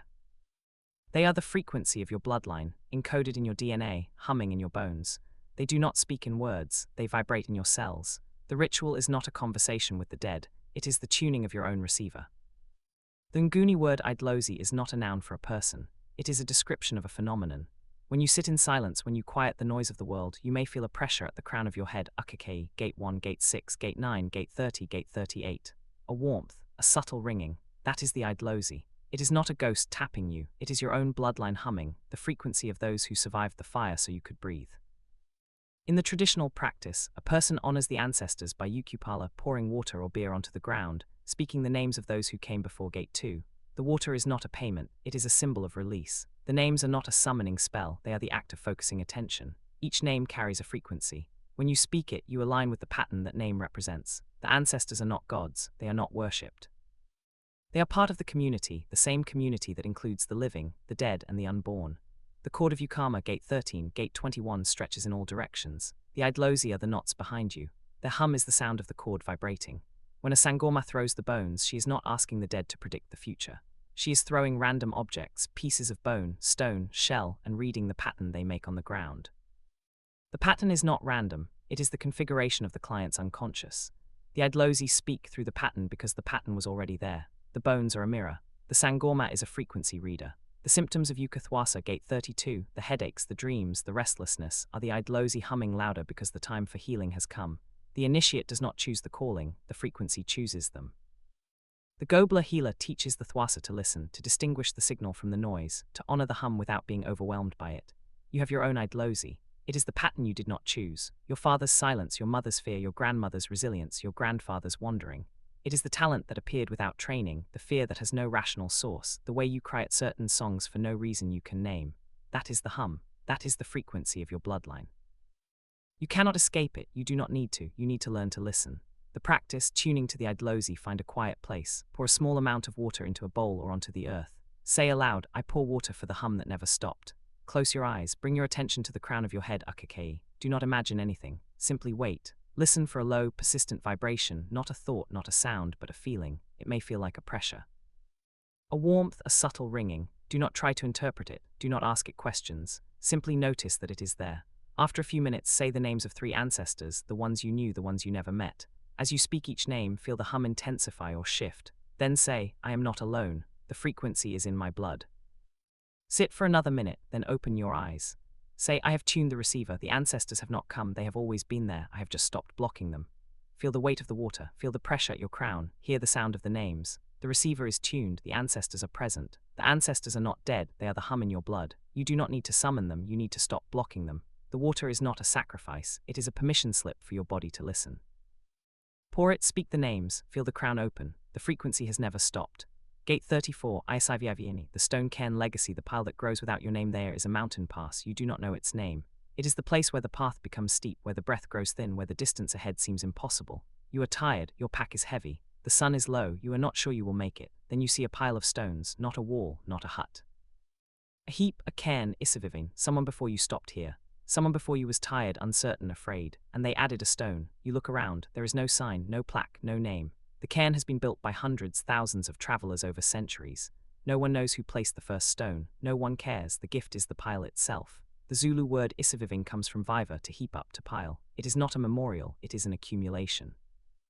When a traveler reaches a difficult pass, they find a stone not special, not carved, just a stone from the ground. They spit on it, imparting their Isithunzi, their life force, their shadow, Gate 13. They add it to the pile. The cairn grows. You have been taught that legacy is about your name. A building named after you, a book with your name on the cover, a statue in a square, but the lore is deeper. The Isivivane does not remember names, it remembers stones. The stone you add is not about you. It is about the pile. The traveler who comes after you will not know your name, they will not thank you, they will not even know you existed. But they will see the cairn larger than it was before, and they will know that they are not alone. That is the legacy, not recognition, accumulation. The spitting is the act of transfer. Your saliva carries your Isithunzi, the shadow of your presence, the trace of your life. When you spit on the stone, you are saying, I was here, I added my weight, I am part of the chain. The stone absorbs your essence, not magically, but materially. The cairn is not a symbol, it is a physical receipt of countless lives. The mountain pass is not a geography, it is the difficult crossing of your life, the debt you are paying off, the illness you are fighting, the relationship you are healing, the dream you are pursuing. You are on the pass, your pack is heavy, the path is steep. The Isivivane is the knowledge that you are not the first. Your ancestors added stones, your neighbors added stones, strangers you will never meet added stones. The cairn is the visible proof that the path is passable. Your stone is your contribution. It may be a kind word, it may be a gift of money, it may be a letter you write, a child you raise, a garden you plant. It does not need to be grand, it needs to be added. Spit on it, give it your breath, your presence. Then place it on the pile. Do not wait for applause, do not carve your name.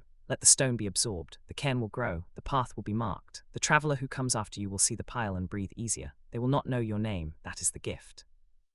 The practice, adding your stone, find a small stone, one that fits in your palm, hold it. Think of the mountain pass you are currently crossing, the difficulty, the uncertainty, the fear. Spit on the stone. If spitting is not your way, breathe on it, your breath is your Isivivane.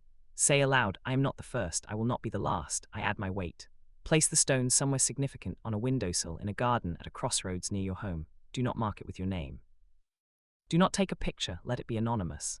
Say, the stone will be there long after I forget it. That is the Isivivane, that is my legacy. Say, the Isivivane does not remember my name, it remembers my stone. My legacy is not the monument, it is the accumulation.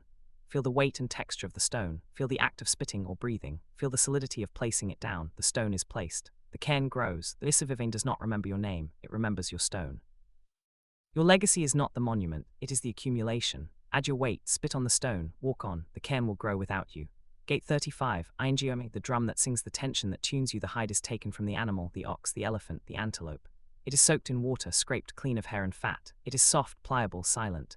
Then it is stretched over the hollowed log, the body of the drum, Ingoma. The pegs are driven in, the ropes are pulled tight. The skin resists, it wants to return to its slackness, but it is held. The drum is placed near the fire. The heat shrinks the hide. The skin tightens further, it creaks, it groans, it seems it will tear, but it holds. Then the drummer strikes, and the drum sings. You have been taught that tension is a sign of failure, that if you are stressed, you are doing something wrong. If you feel stretched, you are on the verge of breaking. The world sells you comfort. Massage chairs, meditation apps, tranquil holidays. Escape the tension, calm the mind, soften the skin. But the law of Ingoma is different. The drum does not sing when the skin is loose. It is mute. It speaks only when it is stretched, when the ropes are tight, when the fire has done its work, when the hide resists the striker. You are the drumhead, your life is the frame. The pressure is the tuning. The Nguni word Ingoma means drum, but it also means song, dance, ritual. The drum is not a decoration, it is a technology of transformation. The hide was once alive. It carried blood, breath, muscle. Now it is stretched over wood. It has been reshaped, it has been tightened, and it has found a new voice. Your life is the same. You have been soaked in the water of experience, the tears, the sweat, the rain of waiting. You have been scraped clean of old attachments, the hair of the old self, the fat of comfort. You have been stretched over the frame of your circumstances. The pegs are the commitments you have made. The ropes are the relationships that hold you. And the fire is the trial, gate 15, gate 28. The heat of crisis, the fever of transformation. You thought the fire was your enemy. You prayed for it to be removed, but the fire is not the enemy, it is the tuner. It shrinks the skin. It tightens the hide, it prepares you to sing. When the drummer strikes, when life hits you with a loss, a failure, a demand, you will either be mute or you will sing. The mute drum is the one that was never stretched. The singing drum is the one that held. In the traditional ceremony, the drum is not played alone. The community dances. The ancestors are called. The drum is the heartbeat of the collective. Your song is not for you alone, it is for the ones who will dance to your rhythm. The tension you endure is not wasted, it becomes the pulse that moves others. The practice, the tuning meditation, sit with your spine straight, place your hands on your thighs, take 3 deep breaths. Clench your fists tightly as you can. Feel the tension in your hands, your arms, your shoulders. Hold it. Count to 10. Release. Feel the release. Think of an area of your life where you feel stretched, a deadline, a relationship, a financial pressure. Do not try to escape it. Say aloud, I am being tuned, not broken. Imagine your body as the drum. Feel the skin of your chest, your belly, your back. Feel the heat rising from your belly to your crown. Say, the fire tightens me, the song is coming. Hum a low note, a deep, sustained om. Feel the vibration in your chest. Let it resonate through your ribs, your throat, your skull. Stay with the hum for 1 minute. Do not force it. Let it find its own pitch. Stop. Say, I am not the tension, I am the song. The tension is the tuning. The song is the gift. Clench your fists again, not as tightly. Feel the new tension. Say, the drum is tuned. The skin holds. Release. Say, the drum does not ask for the tension to stop. It asks for the skin to hold. I am the drumhead. The song is coming. I hold. Feel the tightness of your fists. Feel the release. Feel the vibration of the hum in your chest. The drum is tuned. The song is coming. Gate 36, Kian the San trance, the fire that sleeps in the belly. The sun sets over the Kalahari. The fire is lit. The women sit in a circle, their hands poised. The men stand, rattles tied to their ankles. The first clap breaks the silence. Slow, steady, clap, pause, then another clap overlapping, then another. The rhythm builds. The men begin to move, circling the fire. Their feet stamp the earth, the rattles hiss. The fire crackles, the air grows thick with heat and dust. The dancer does not decide to enter trance. The trance decides to take the dancer. The San know a secret that the world has forgotten. There is a fire that sleeps in the belly. They call it En. It is cold, latent, dormant, a coal waiting to be lit. It does not burn on its own. It needs heat, it needs rhythm, it needs the clapping of women and the stamping of feet. The Khoi and San were the first peoples of southern Africa. They did not build stone walls or write scriptures. They danced, and in the dance they healed. They saw the ancestors. They walked in the spirit world. They returned with the power to pull sickness from the bones of the sick. You have been taught that this is primitive superstition, that the San were children playing with fire and drums, that their trance was hysteria or hallucination. But the lore is deeper. The Kia, the trance dance, is a technology. It is a technology of consciousness. The fire in the belly is It is the same fire that Moses saw in the burning bush, Gate 9, the same fire that rose in Jacob's ladder, Gate 6, the same fire that cracked the crown of the Thwasa, Gate 32. It is not a metaphor. It is a physiological reality. Your nervous system can be entrained by rhythm. The clapping of the women, 180 beats per minute, interlocking, relentless shifts your brainwaves from the chatter of the ego beta to the deep silence of the trance theta. The heat of the fire, the heat of the dance, the heat of the they boil the stomach. The fire rises up the spine. It reaches the crown, Ukk, Gate 1, Gate 6, Gate 9, Gate 30, Gate 38. And the ego, the little self that thinks it is the boss, dissolves. In that dissolution the dancer sees, not with the eyes, with the whole body. They see the sickness in the patient. They see the shape of the spirit. They see the path that is hidden. They reach into the body of the sick and pull out the illness, not physically but energetically. And the patient, the community, the dancer, all are healed. The trance is not a goal. It is a tool. The San do not dance for entertainment. They dance to survive. The sick need healing. The community needs cohesion. The ancestors need to be heard. The dance serves. You have your own It sleeps in your belly. It has been sleeping for years, perhaps decades. The drum of your life, the rhythm of your breathing, the beat of your heart, the pulse of your daily routine can wake it. You do not need to dance around a fire in the Kalahari. You need to find your rhythm. You need to stop trying to control the experience. You need to let the fire rise. The practice, the home trance, find a piece of rhythmic music with a steady, repetitive beat, drumming, electronic, whatever moves you. Alternatively, begin clapping a steady rhythm. Stand in an open space, not sitting. You are the dancer. Close your eyes, begin to sway or tap your foot to the beat. Let the rhythm entrain your body. Do not try to think, let the beat occupy your attention. As you sway, bring your attention to your belly. Feel the warmth. Say in your mind, wake.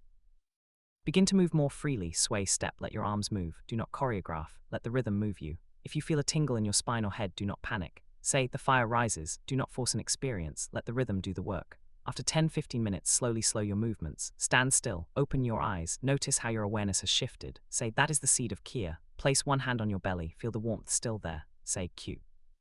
Feel the rhythm in your body, feel the warmth in your belly, feel the shift in awareness. The trance is seeded, the fire is waking.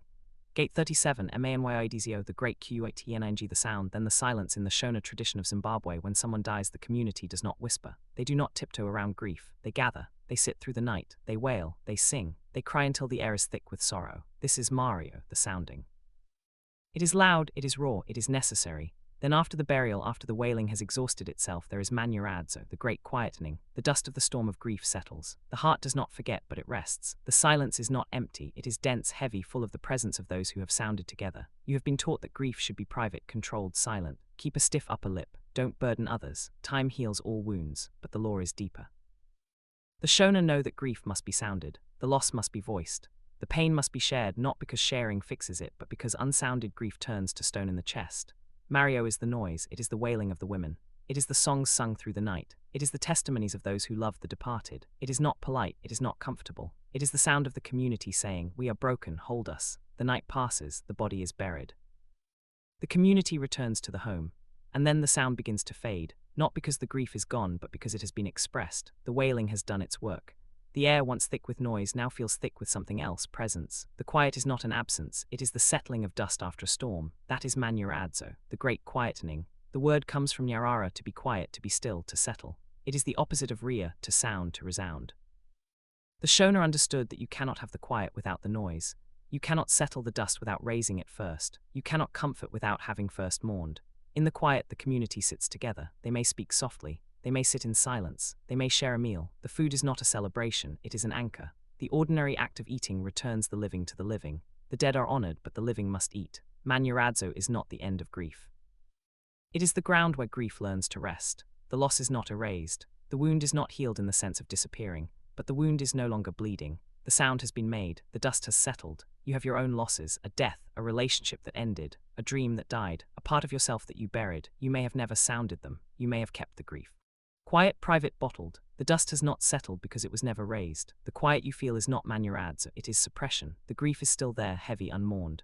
The practice, the sounding, and the settling. Take a piece of paper. Write down a loss you have carried, a death, a breakup, a dream that died. Find a space where you can be alone. Read the loss aloud. Read it again louder. Cry if you need to. Wail if the sound comes. That is Mario, the sounding. Do not stop yourself. Let the sound fill the space. That is Mario, the sounding. When the sound runs out, sit in silence. Do not try to think. Simply be. That silence is Manyaradzo, the great quietening. You do not need to fix anything. You do not need to feel better. You only need to be still. Stay for 5 minutes. The dust settles. Drink a glass of water. Eat a small piece of bread. That is the meal that marks the return. Say, the loss is not gone. It is settled.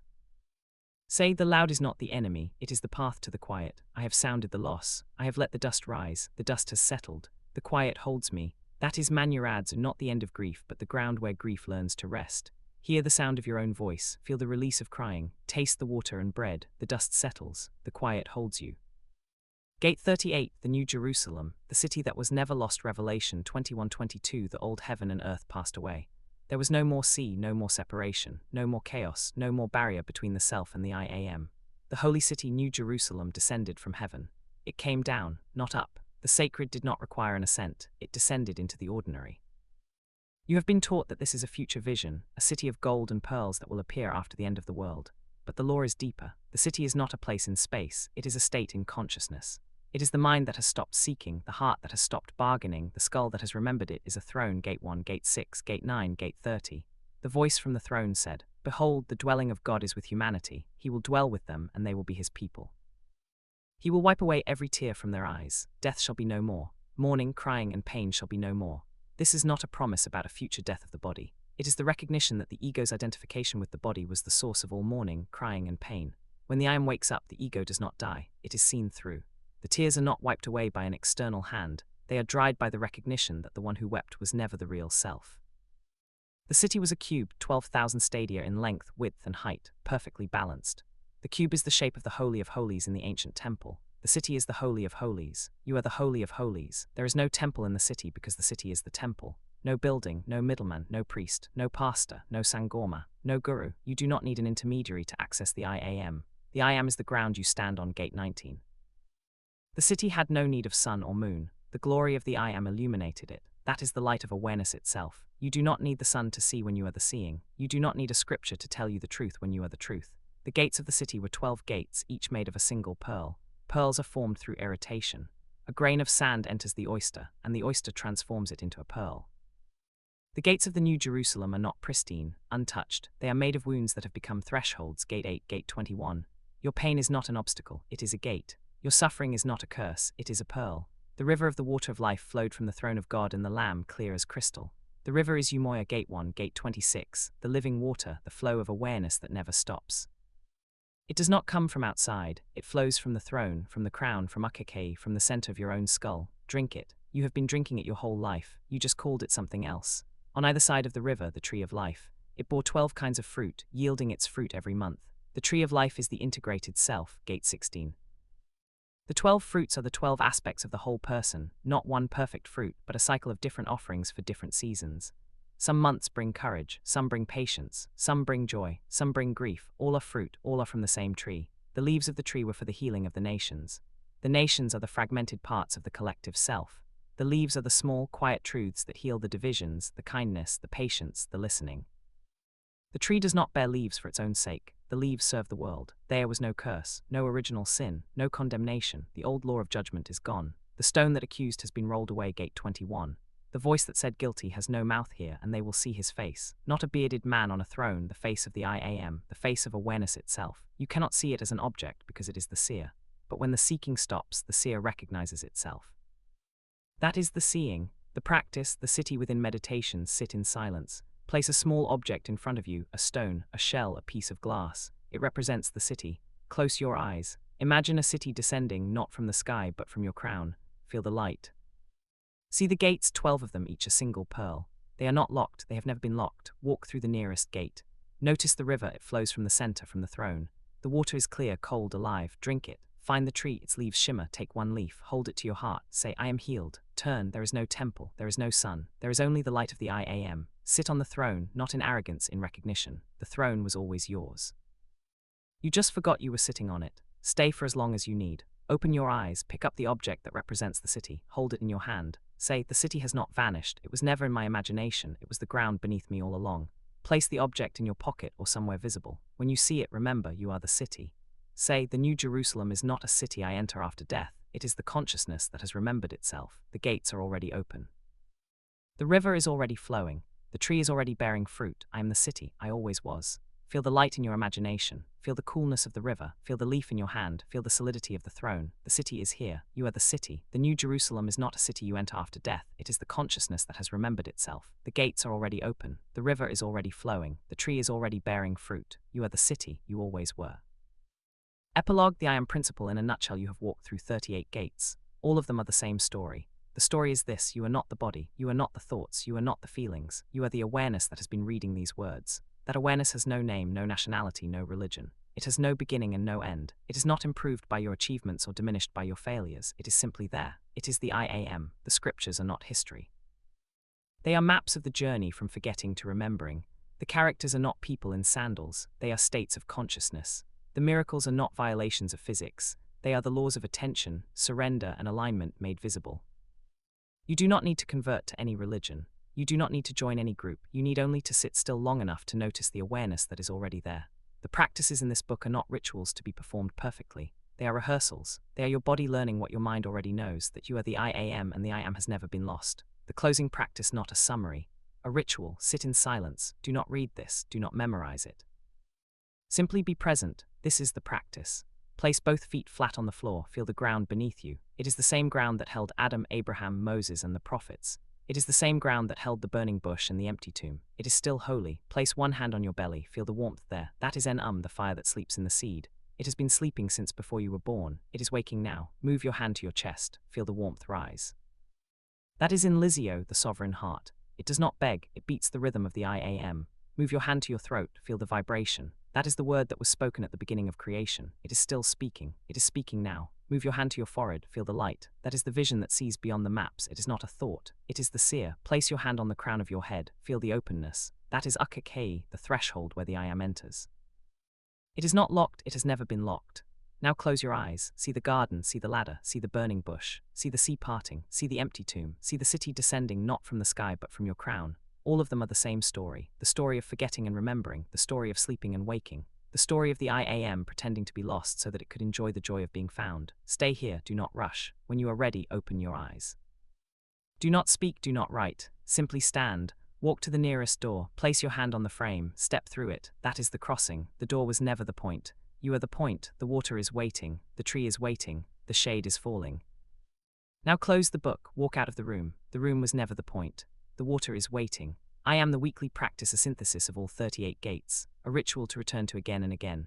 Preparation, set aside 1 hour. Choose a morning or evening when you will not be disturbed. Prepare a space, a table or a floor, a candle, a bowl of water, a small stone or pebble, a piece of paper and a pen, a glass of water, a piece of bread, a mirror, a threshold. The practice: place the stone in your left hand, feel its weight. Say aloud, I am the one who watches. I have always been the one who watches. Gate 1, hold it for a full breath. Then place it on the table in front of you. It is your anchor. It will stay there for the entire ritual. Wash your hands over the bowl of water. Let the water cover your palms. Say, I am not my failure. I am not my mark. I am the I Am. Gate 2, shake the water from your hands. Do not dry them. Let them drip onto the table. Light the candle. Place it on the table. Say, the fire passes between the pieces. The covenant is sealed. Gate 4, look at the flame for a moment. It is the fire that burns but does not consume. Stand barefoot. If you can, stand on the earth. Otherwise, stand on the floor. Say, I am. This ground is holy. Gate 9, feel the ground beneath you. It is the same ground that held Adam, Abraham, Moses, and the prophets. Pick up the stone again, hold it in both hands. Say, I am not the first, I will not be the last. I add my weight. Gate 34, place it back on the table. It remains your anchor. Take a sip of water from the glass. Say, flow. Gate 11, feel the water enter your body. It is the rock speaking once. Pick up the paper and pen. Write down one thing you are carrying: a fear, a resentment, an attachment. Read it aloud, then crumple the paper. Say, I do not erase you, I call you into reassembly. Gate 16, place the crumpled paper on the table. It will be burned at the end. Stand at the threshold. If there is a door, stand at it. If not, draw a line on the floor, step over it. Say, the water parts, the path is dry, I do not look back. Gate 27, then step back. The crossing is complete. Hold the piece of bread, break it, eat it slowly. Say, stay with us, the eyes are opened. Gate 25, taste the bread. It is the ordinary becoming sacred. Take the crumpled paper, hold it near the candle flame, let it catch fire. Place it in a fireproof bowl. Watch it burn. Say, the ashes scatter, the I am remains. Gate 31, the attachment is released. Sit on the floor or in a chair, close your eyes, place one hand on your belly, the other on your chest. Say, the ladder is my spine, the I am is above it, watching. Gate 6, stay in the silence for 5 minutes. Open your eyes, stand, place the stone in your pocket, blow out the candle, pour the bowl of water onto the earth or into a plant. Say, the city has not vanished. It was never in my imagination, it was the ground beneath me all along. Gate 38, the closing, stand still. Place your hand over your heart. Say, I am not the body, I am not the thoughts, I am not the feelings, I am the awareness that has been reading these words. That awareness has no name, no nationality, no religion. It has no beginning and no end, it is simply there. It is the I am, Kamagu, it is finished, not the work, the words, the work is mine now. I am. How to return to it? This practice is not a checklist to be completed perfectly.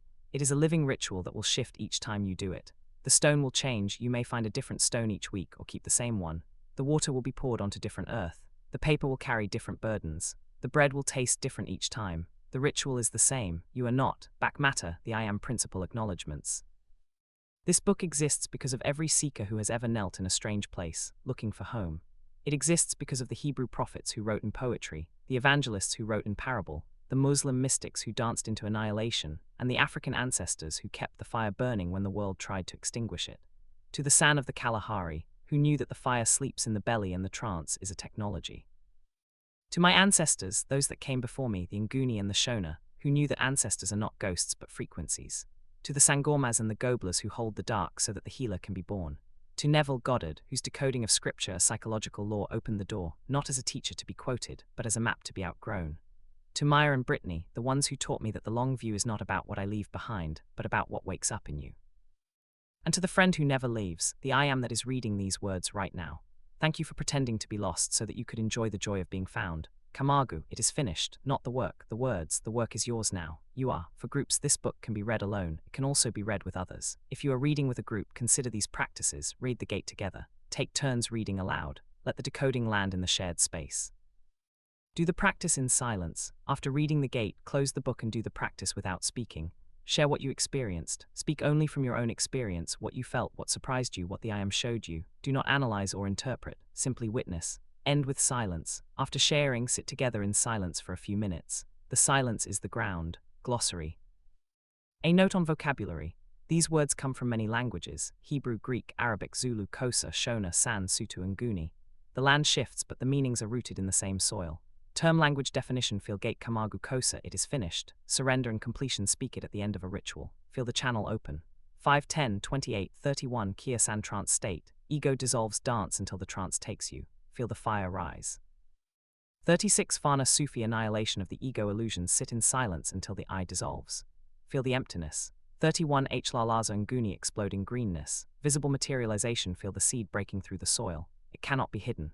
3519 Idlozi Nguni ancestral frequency. Hum in the blood, feel the pressure at your crown. That is the hum. 33 Ingoma Nguni drum. Sacred tension that tunes you, stretch until you feel the skin tighten. The song is coming. 1535 in Lizio Nguni sovereign heart, where intention and feeling meet, feel the warmth in your chest. That is the fire heating. 6 Isidima Kosa Zulu weight of presence. Divine mass, feel the weight of your own being. It cannot be taken. 3 Isinyama Kosa Zulu self-condemnation. Heavy story, feel the mark on your skin. It is not real, wash it off. 2 Isithunzi Zulu Kosa radiated shadow of Isidima. Authority, feel the room go quiet when you enter. That is your shadow. 13 Isithaniwa Zulu inner messenger. Voice in dreams, feel the sudden knowing. It is not a thought, it is a message. 3. Term language definition: feel gate Isivivane Nguni stone cairn. Legacy as accumulation, feel the weight of the stone in your hand. Add it to the pile. 34 Isivunguvungu Zulu whirlwind of collective fear, feel the panic rising. Do not enter the storm. 3 Kuzvapira Shona unconditional devotion. Burning the bridge, feel the bridge burning behind you. There is no retreat. 4 7 15 Manyaradzo Shona great quietening. Settled silence, feel the dust settle after the storm. The quiet holds you. 37 Mario Shona sounding. Loud communal mourning, feel the sound in your throat. Let it break the silence. 37 in San latent spiritual fire in belly and spine, feel the cold coal in your belly. It is waiting to boil. 4 6 12 36 Sariti Sututswana kinetic field. Active force of presence, feel the mountain moving. That is your hand. 14 UH Langa Nguni primordial reed bed. Formless well, feel the silence before the first thought. That is the well.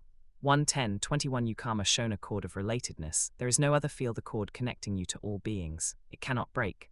13, 21 Ukubika Nguni Sovereign Declaration, reporting as feel the word in your throat, do not beg, declare. 10, 13, 27 Ukake Nguni Crown of the Head, portal of spirit feel the pressure at your crown, the portal is opening.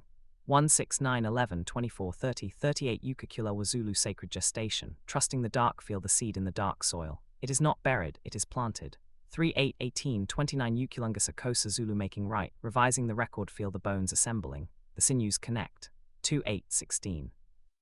Term language definition feel gate Ukupala Nguni pouring libation, speaking alignment feel the water leaving your hands, the ground receives it. 2, 33 Ukafenduka Nguni 180 degrees mechanical turn, pivot of attention feel the pivot, do not look back. 12, 19 Ukusula Nguni dense silence, heavy settling of soul feel the weight of your own stillness, that is Ukusula. 2, 12 Ukuthwasa Kosa Zulu emergence, new moon from 3-day dark feel the crescent appear after the dark, you are emerging. 1, 7, 11, 24, 32 Ukuvuka Idlozi Nguni waking of ancestral spirit, crown tingling feel the tingle at your crown, the ancestors are waking. 11, 18 Umoya Nguni formless animating breath feel the breath entering and leaving, that is Umoya. 1, 16, 26. 38 Umvalinkangi Zulu one who appeared first, ground of being feel the ground beneath you, that is the first. 1, 10 Ubuntu Nguni one consciousness wearing many faces feel the other person, they are you. 14, 26 End of The I am principle,